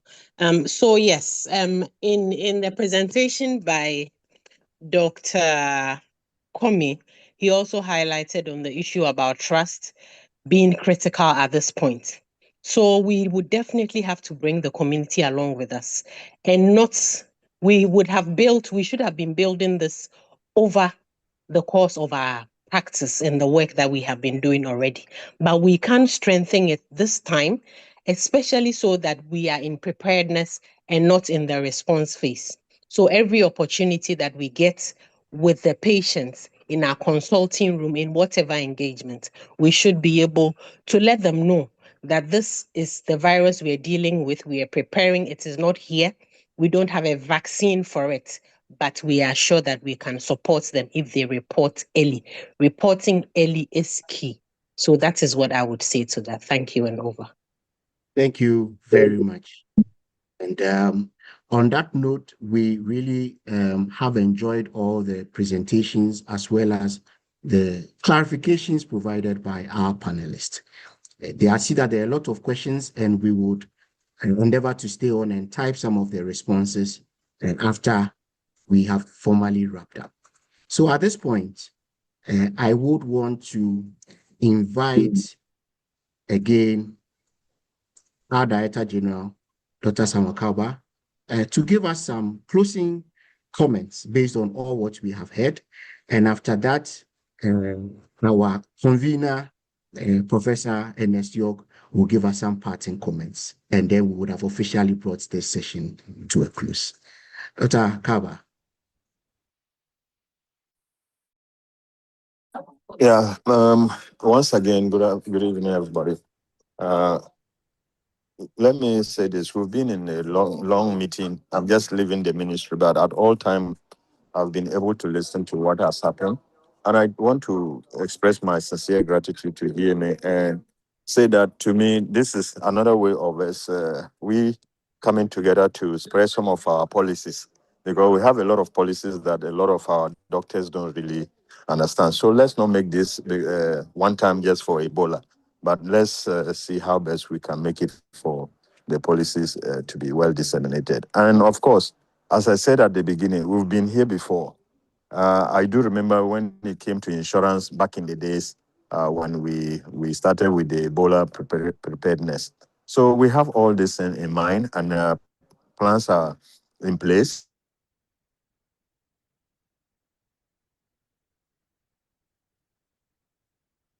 Talking about insurance and no, everything is being laid out from experience. So I want to say thank you so very much to everyone who took this time or her time to join and listen and ask questions. Finally, I've given some directives to to the director IT to see if there is a possibility to work very hard to put some of these presentations on our Ghana Health Service website so that people can easily access them, and create a means where people can actually ask questions, and they will be answered immediately by the team. So we will work on it. It's just something that occurred, and I think that we will work on it and make sure that we make those things available for everyone. Not only this, and some of the policies that we might want to inquire about. So thank you so very much for this encounter, and God bless all of us. Thank you. Thank you very much, Director General, Ghana Health Service. Prof. York, we would like to hear some wrapping comments from you. Yeah, thank you, and good evening once again. I have thoroughly enjoyed the discussions and the questions, and then the follow-up engagement. It's been quite educative. But there are many takeaways for me actually. But one of the things that caught my attention was what to do within the first 10 minutes of a suspected case. I think that is the golden moment where, of course, there would be, pre-suspicion protocols and efforts that Ghana Service and facilities will put in place. But once you suspect a case, I think that golden moment, Dr. Comey took us through, that we have to limit movement and, most importantly, isolate. And this isolation, places have come for further discussions during this program. So let's recognize, as has been explained, that isolation centers or places are different from treatment centers. And indeed, it will not even be wise to have many treatment centers dotted around the country or in every district or so. You need to concentrate effort, energy, and resources so that they are efficient. But every health facility where it is sought should have some form of isolation place, that when a suspected case is seen, that patient could be managed or held for a while before transfer would happen. And again, as been said, it is not always money. It's about the will to be able to do so. Sometimes it's just a room that you need to designate or identify and designate as the isolation place in your facility if it's a small place. So let's be innovative and take that, advice on board. And that also mean that we need to do a lot of simulations. We shouldn't not wait until a case comes before we will say that we are not prepared. One of the things within the first 10 minutes, again, is to protect ourselves by wearing the appropriate PPEs and to notify the focal IPC person. Again, this will not come by luck. You have to, or all of us must prepare to be able to do that. And again, stabilize the patient. And we know that treatment is largely supportive, and then make the appropriate contact for patient to be treated. But as I conclude, let me admonish all of us as managers and as practitioners to show leadership.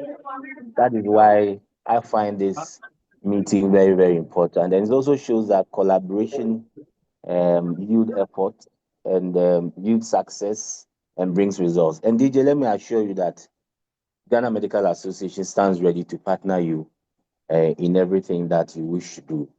And I can say on authority that Ghana Health Service is one of the most organized health system structures in Africa. And that has not come, through luck. That's come through years and years of hard work and discipline. And DJ, I congratulate you for what you have achieved over the period. And again, as the clinician, and I remember Dr. Comey making this point, not today, but other times, that not all bleeding cases are Ebola. People had seizures. I remember during the last episode at Accra Psychiatric Hospital, and they bit their tongue, were bleeding, and everybody was running away. And sometimes patients, unfortunately, may die because we panicked. So whilst we agree that yes, all our suspicions for Ebola must be heightened, bleeding always occur in our clinical practice, and therefore going through the algorithm to arrive at what a case may be suspected or whether whether confirmed or not is very, very important. And so I'll conclude here and say that thank you once again, DJ, and your directors, led by Dr. Sedi Queen, and all the presenters done a yeoman's job, and to the CPD chairman and the committee members, as well as everybody who made this possible. On behalf of Ghana Medical Association, I say kudos. And for all attendees, I hope we've not been educated, and let's get ourselves prepared for the, a possible case. We are just praying that it doesn't happen. But like I said, if you fail to plan, you plan to fail. Thank you once again, and have a good evening. Thank you once again, President. And we are grateful also for all our participants that have stayed with us the whole 2 hours and 23 minutes we have been here. Thank you all very much. So at this point, the webinar is officially ended, and so we are free to leave. We would attempt to address any comments that may come after this point, but the webinar is officially closed. Thank you all very much. We can play football like this. Happy Sunday to everybody. Bye. Thank you.